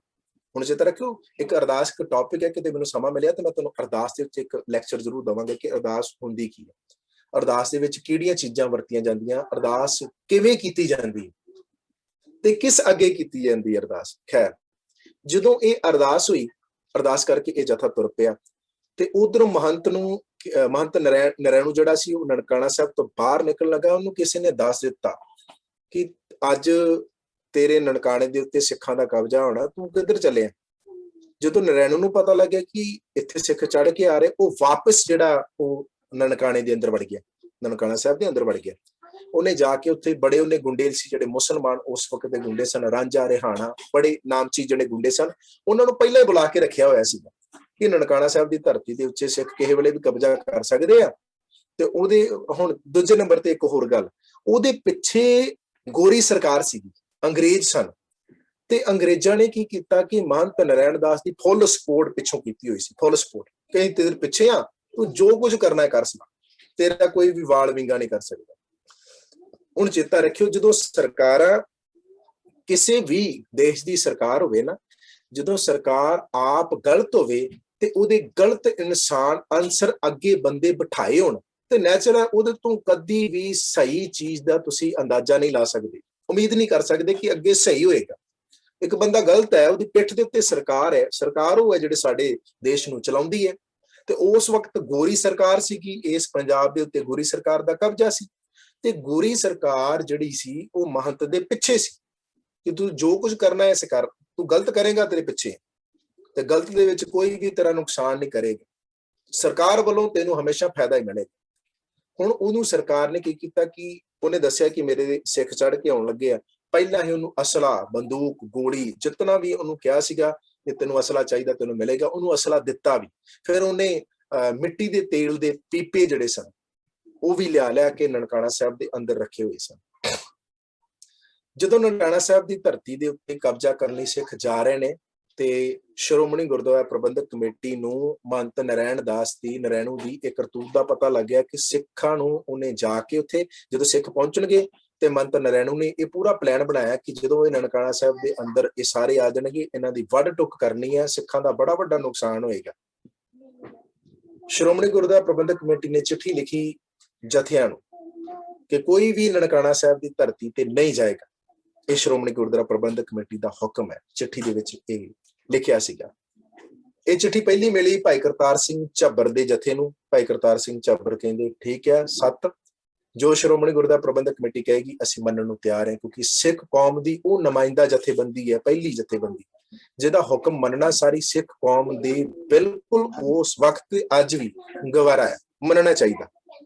ਉਹਨਾਂ ਨੇ ਮੰਨਿਆ। ਔਰ ਦੂਜੇ ਨੰਬਰ ਤੇ ਉਹ ਕਹਿਣ ਲੱਗੇ ਭਾਈ ਕਰਤਾਰ ਸਿੰਘ ਜੀ ਝੱਬਰ ਕਿ ਭਾਈ ਲਛਮਣ ਸਿੰਘ ਧਾਰੋਵਾਲ ਦਾ ਜਥਾ ਤਾਂ ਨਿਕਲ ਚੁੱਕਾ ਹੈ, ਉਹਨਾਂ ਨੂੰ ਕਿਵੇਂ ਰੋਕਾਂਗੇ। ਫਿਰ ਭਾਈ ਦਲੀਪ ਸਿੰਘ ਜੀ ਕਹਿੰਦੇ ਮੈਂ ਉਹਨਾਂ ਦੇ ਜਥੇ ਨੂੰ ਰੋਕਾਂਗਾ। ਲੱਭਦੇ ਲਭਾਉਂਦੇ ਉਸ ਜਥੇ ਤੱਕ ਪਹੁੰਚ ਕੀਤੀ ਤੇ ਕਿਹਾ ਸ਼੍ਰੋਮਣੀ ਗੁਰਦੁਆਰਾ ਪ੍ਰਬੰਧਕ ਕਮੇਟੀ ਕਹਿੰਦੀ ਹੈ ਕਿ ਤੁਸੀਂ ਨਨਕਾਣਾ ਸਾਹਿਬ ਦੀ ਧਰਤੀ ਤੇ ਪੈਰ ਨਹੀਂ ਰੱਖਣਾ, ਕਿਉਂਕਿ ਮਹੰਤ ਨਰੈਣੂ ਨੇ ਬੜਾ ਵੱਡਾ ਪਲਾਨ ਕੀਤਾ ਆ ਕਿ ਜਦੋਂ ਵੀ ਸਿੱਖ ਉੱਥੇ ਪਹੁੰਚ ਜਾਣ ਤੇ ਉਸ ਨਨਕਾਣੇ ਨੂੰ ਜਿੰਦਰੇ ਮਾਰ ਕੇ ਅੰਦਰੋਂ ਜਿੰਨੇ ਵੀ ਸਿੱਖ ਗਏ ਉਹਨਾਂ ਦੀ ਵੱਢ ਫੱਟ ਕਰਨੀ। ਇਸ ਕਰਕੇ ਕੌਮ ਦਾ ਵੱਡਾ ਨੁਕਸਾਨ ਹੋਏਗਾ, ਤੁਸੀਂ ਜਥਾ ਲੈ ਕੇ ਨਾ ਤੁਰੋ। ਕੁਝ ਇਤਿਹਾਸਕਾਰ ਲਿਖਦੇ ਨੇ ਭਾਈ ਟਹਿਲ ਸਿੰਘ ਨਿਜ਼ਾਮਪੁਰੀਆ, ਉਹਨੇ ਇੱਕ ਧਰਤੀ ਤੇ ਲੀਕ ਖਿੱਚੀ ਹੈ। ਲੀਕ ਖਿੱਚਣ ਤੋਂ ਬਾਅਦ ਭਾਈ ਕਰਤਾਰ ਸਿੰਘ, ਵਾਹਿਗੁਰੂ, ਭਾਈ ਲਛਮਣ ਸਿੰਘ ਧਾਰੋਵਾਲ ਨੂੰ ਕਹਿਣ ਲੱਗੇ ਕਿ ਭਾਈ ਸਾਹਿਬ ਜੀ ਆਪਾਂ ਅਰਦਾਸਾ ਸੋਧੇ ਆ ਗੁਰੂ ਸਾਹਿਬ ਦੇ ਅੱਗੇ ਕਿ ਹੁਣ ਅਸੀਂ ਆਪਣਾ ਸਰੀਰ ਦਾ ਖੂਨ ਡੋਲ ਕੇ ਮਹੰਤ ਨਰੈਣੂ ਦੇ ਦਾਗ ਧੋਣੇ, ਗੰਦ ਉਹਦਾ ਧੋਣਾ, ਅਸੀਂ ਰੋਕ ਨਹੀਂ ਸਕਦੇ। ਅਰਦਾਸ ਹੋ ਚੁੱਕੀ ਹੈ। ਜਦੋਂ ਇਹ ਅਰਦਾਸ ਹੋਈ ਸੀ ਤੇ ਆਪਾਂ ਗੁਰੂ ਸਾਹਿਬ ਦੇ ਨਾਲ ਪ੍ਰਣ ਕੀਤਾ ਸੀਗਾ ਆਪਾਂ ਹੁਣ ਸ਼ਹਾਦਤ ਦਾ ਜਾਮ ਪੀਣਾ ਹੀ ਪੀਣਾ। ਭਾਈ ਲਛਮਣ ਸਿੰਘ ਜੀ ਧਾਰੋਵਾਲ, ਭਾਈ ਟਹਿਲ ਸਿੰਘ, ਹੋਰ ਬੇਅੰਤ ਸਿੰਘ ਜਿਹੜੇ ਸਨ ਅੱਗੇ ਉਸ ਲੀਕ ਨੂੰ ਪਾਰ ਕਰ ਗਏ ਤੇ ਪਿੱਛੇ ਜਿੰਨੀ ਵੀ ਸੰਗਤ ਸੀ ਉਹਨਾਂ ਨੇ ਸਾਰਿਆਂ ਨੇ ਲੀਕ ਪਾਰ ਕੀਤੀ। ਇਸ ਜਥੇ ਦੇ ਵਿੱਚ ਜਿੱਥੇ ਨੌਜਵਾਨ ਸਨ ਉੱਥੇ ਬਜ਼ੁਰਗ ਵੀ ਸਨ ਤੇ ਬਜ਼ੁਰਗਾਂ ਦੇ ਨਾਲ ਔਰਤਾਂ ਵੀ ਸਨ ਤੇ ਬੱਚੇ ਵੀ ਸਨ। ਪਰ ਐਨ ਮੌਕੇ ਤੇ ਜਦੋਂ ਬਿਲਕੁਲ ਲਾਗੇ ਪਹੁੰਚ ਕੇ ਨਨਕਾਣਾ ਸਾਹਿਬ ਦੀ ਧਰਤੀ ਦੇ ਦਰਵਾਜ਼ੇ ਦੇ ਬਿਲਕੁਲ ਥੋੜਾ ਜਿਹਾ ਪਿੱਛੇ ਉਹ ਭਾਈ ਟਹਿਲ ਸਿੰਘ ਜੀ ਕਹਿਣ ਲੱਗੇ ਨੇ ਜਿੰਨੀਆਂ ਵੀ ਨਾਲ ਸਿੰਘਣੀਆਂ ਆਈਆਂ ਸਨ ਕਿ ਉਹਨਾਂ ਨੂੰ ਥੋੜੇ ਜਿਹੇ ਪੈਸੇ ਦਿੱਤੇ ਤੇ ਕਿਹਾ ਕਿ ਗੁਰਦੁਆਰਾ ਤੰਬੂ ਆਣਾ ਤੁਸੀਂ ਉੱਥੇ ਪਹੁੰਚੋ ਬੀਬੀਆਂ ਸਾਰੀਆਂ ਕਿ ਸਾਡੇ ਸ਼ਹੀਦ ਹੋਣ ਤੋਂ ਬਾਅਦ ਤੁਸੀਂ ਅਖੰਡ ਪਾਠ ਸਾਹਿਬ ਕਰਾਉਣਾ ਤੇ ਸ਼ਹੀਦ ਹੋਏ ਸਿੰਘਾਂ ਦੇ ਨਿਮਿਤ ਗੁਰੂ ਸਾਹਿਬ ਦੇ ਅੱਗੇ ਅਰਦਾਸ ਬੇਨਤੀ ਕਰਨੀ। ਸਾਰੀਆਂ ਬੀਬੀਆਂ ਜਿਹੜੀਆਂ ਸਨ ਉਹ ਤੰਬੂ ਆਉਣਾ ਚਲੇ ਗਈਆਂ। ਇੱਕ ਬੱਚਾ ਸੀਗਾ ਜਿਹੜਾ ਛੋਟਾ ਉਹ ਨਾਲ ਗਿਆ।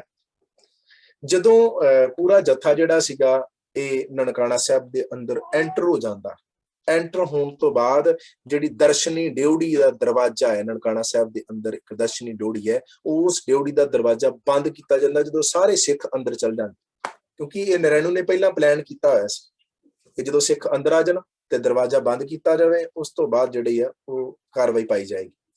ਤੇ ਜਦੋਂ ਸਿੱਖ ਅੰਦਰ ਪਹੁੰਚੇ ਭਾਈ ਲਛਮਣ ਸਿੰਘ ਜੀ ਧਾਰੋਵਾਲ ਤਾਬਿਆ ਬੈਠ ਗਏ ਨੇ ਗੁਰੂ ਗ੍ਰੰਥ ਸਾਹਿਬ ਮਹਾਰਾਜ।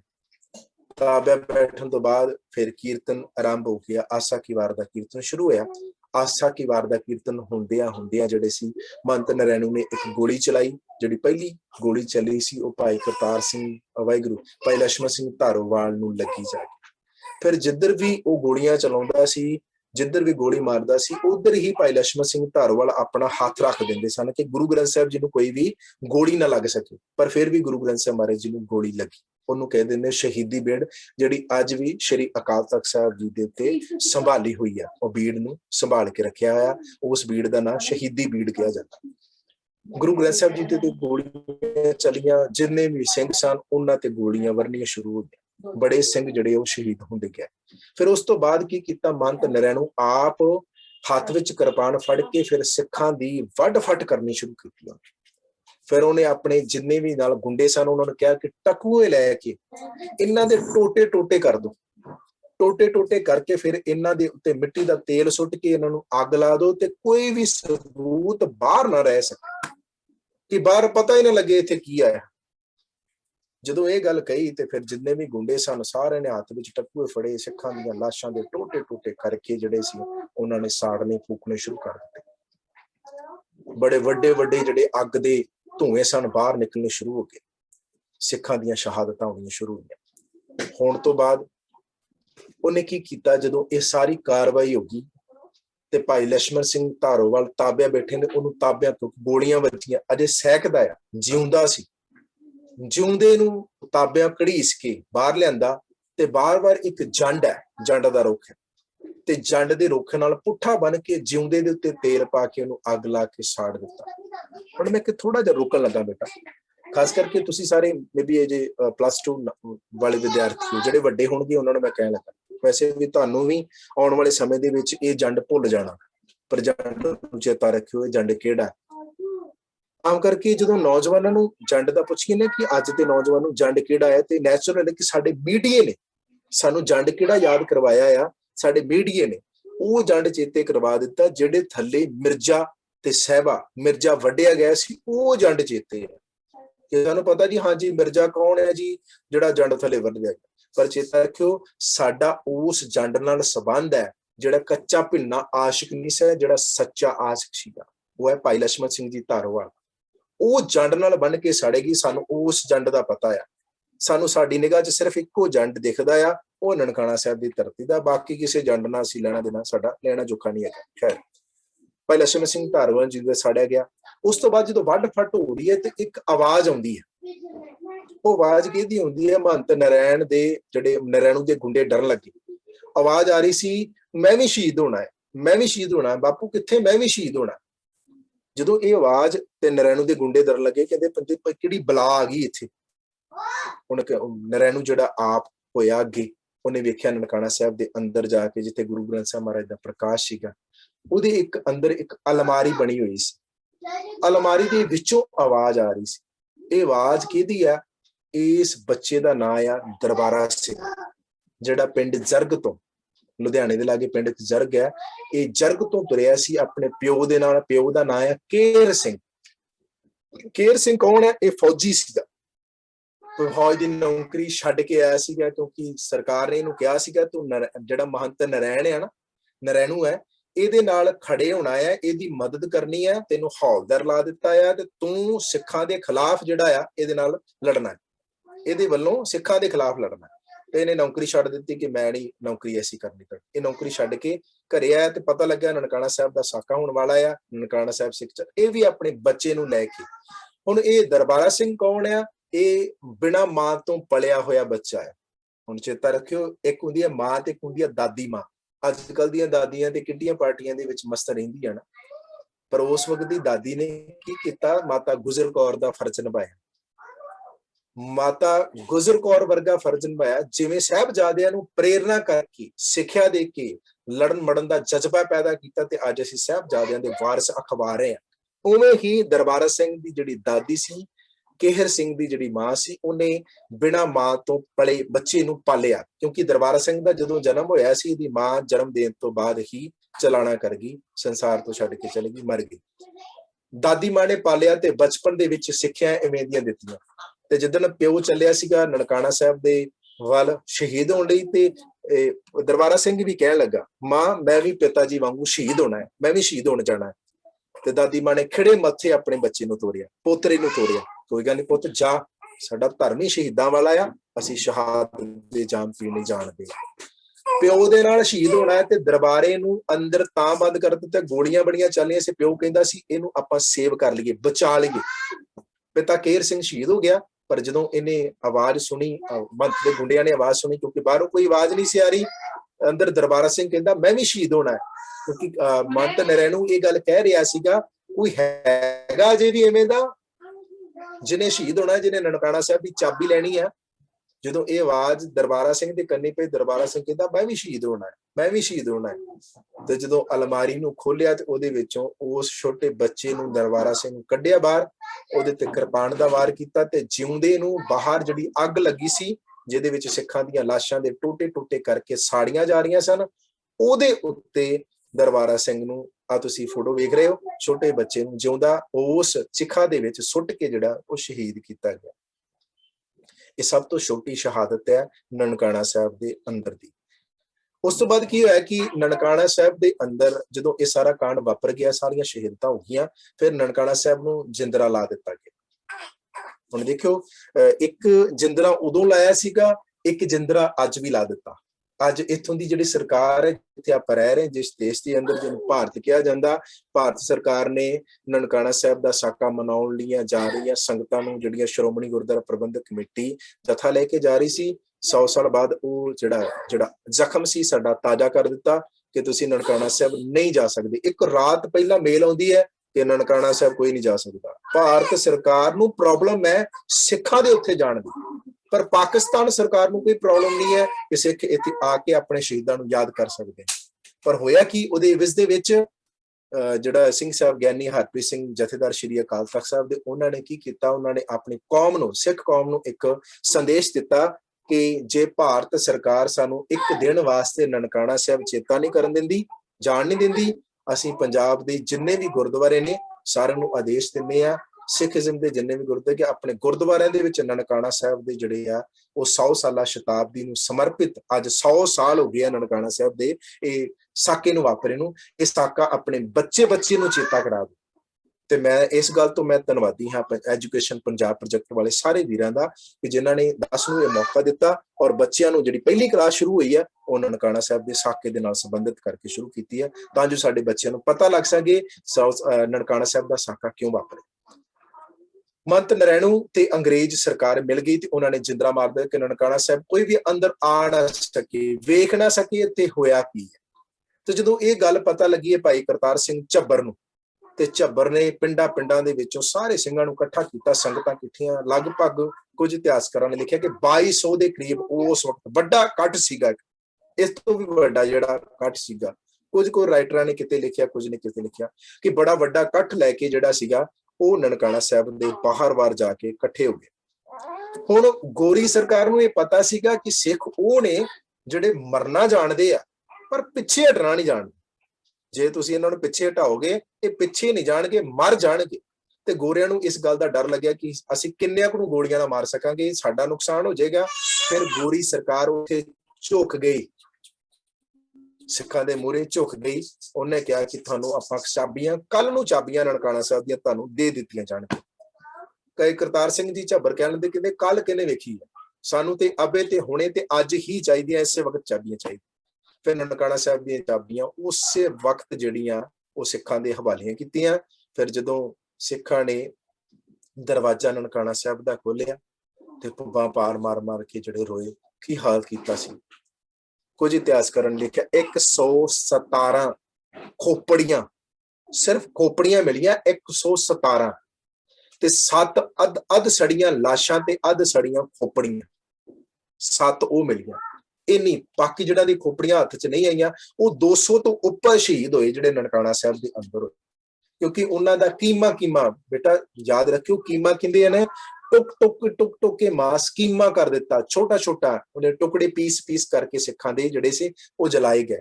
ਤੇ ਫਿਰ ਜਿਵੇਂ ਆਪਾਂ ਭੌੜਾ ਲੈ ਕੇ ਇਕੱਠਾ ਕਰਦੇ ਨਾ ਕਿਸੇ ਜ਼ਮੀਨ ਦੇ ਉੱਤੇ, ਕਈ ਨਾਲ ਇਕੱਠਾ ਕਰਦੇ ਆ, ਤੇ ਭੌੜੇ ਦੇ ਨਾਲ ਸਿੱਖਾਂ ਨੇ ਜਾ ਕਰਕੇ ਆਪਣੇ ਜਿਹੜੇ ਸਾਡੇ ਸ਼ਹੀਦ ਹੋਏ ਪਰਿਵਾਰ, ਸ਼ਹੀਦ ਹੋਏ ਜਿਹੜੇ ਸਾਡੇ ਬਜ਼ੁਰਗ ਸਨ, ਉਹਨਾਂ ਦੀਆਂ ਲਾਸ਼ਾਂ ਨੂੰ ਇਕੱਠਾ ਕੀਤਾ ਭੌੜੇ ਨਾਲ, ਮਾਸ ਇਕੱਠਾ ਕਰਕੇ।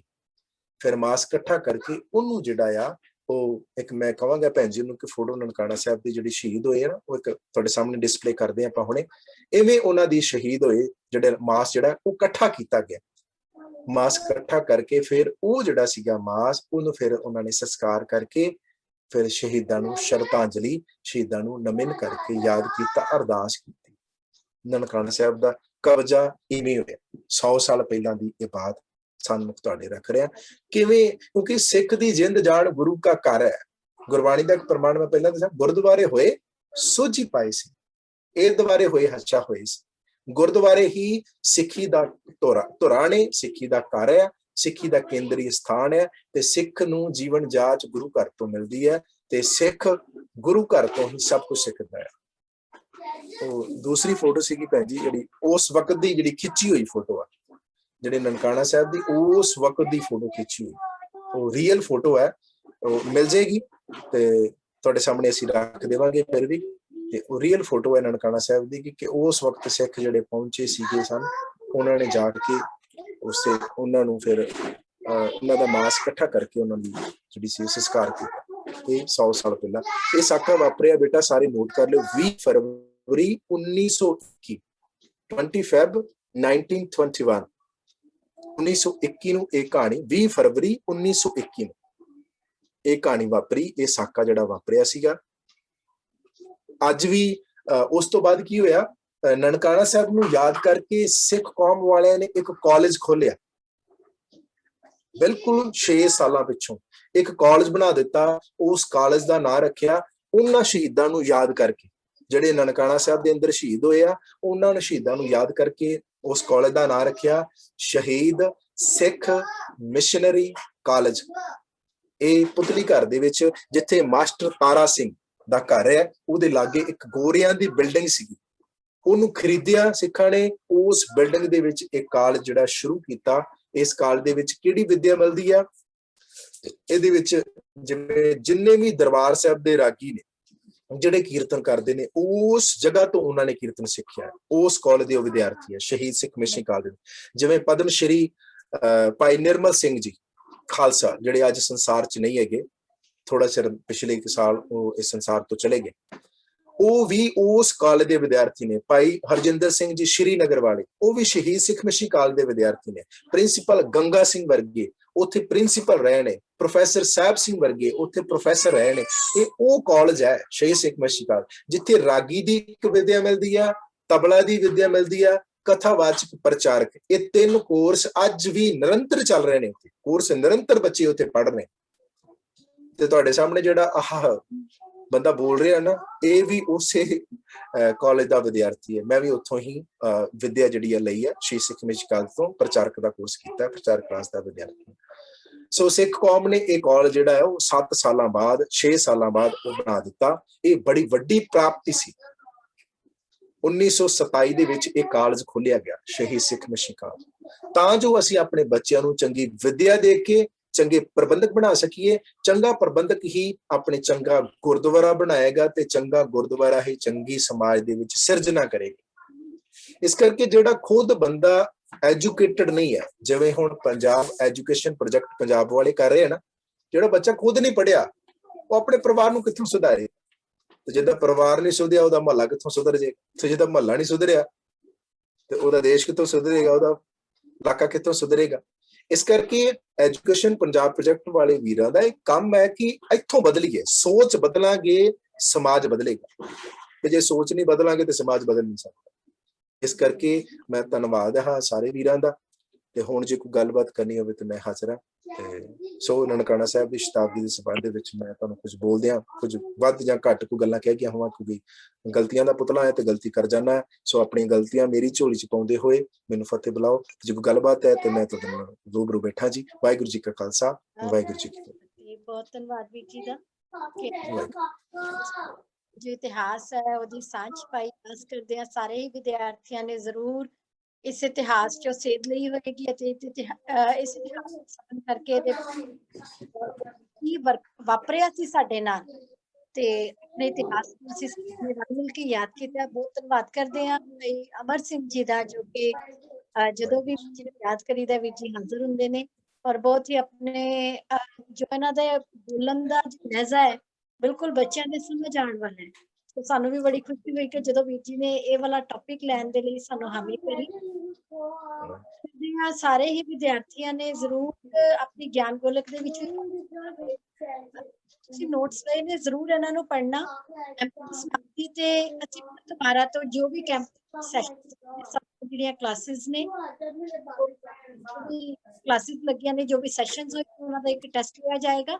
ਸੋ ਸਾਰੇ ਵਿਦਿਆਰਥੀ ਰੋਜ਼ ਦੀ ਰੋਜ਼ ਜੋ ਵੀ ਤੁਹਾਨੂੰ ਸੈਸ਼ਨ ਦੇ ਵਿੱਚ ਕਰਵਾਇਆ ਜਾਂਦਾ ਉਹਦੀ ਰਿਵੀਜ਼ਨ ਨਾਲ ਦੀ ਨਾਲ ਕਰਦੇ ਰਹਿਣਾ, ਤਾਂ ਕਿ ਜੋ ਟੈਸਟ ਲਿਆ ਜਾਏਗਾ ਉਹਦੇ ਵਿੱਚ ਤੁਸੀਂ ਵਧੀਆ ਕਰ ਸਕੋ। ਸੋ ਸਮਾਂ ਜ਼ਿਆਦਾ ਹੋਣ ਕਰਕੇ, ਕਿਉਂਕਿ ਇਤਿਹਾਸ ਲੰਬਾ ਸੀ, ਬਹੁਤ ਹੀ ਸੰਖੇਪ ਦੇ ਵਿੱਚ ਸਾਡੇ ਨਾਲ ਸਾਂਝਾ ਕੀਤਾ, ਪਰ ਸਮਾਂ ਜ਼ਿਆਦਾ ਹੋਣ ਕਰਕੇ ਅਸੀਂ ਹੁਣ ਕੋਈ ਸਵਾਲ ਨਹੀਂ ਲੈ ਸਕਾਂਗੇ।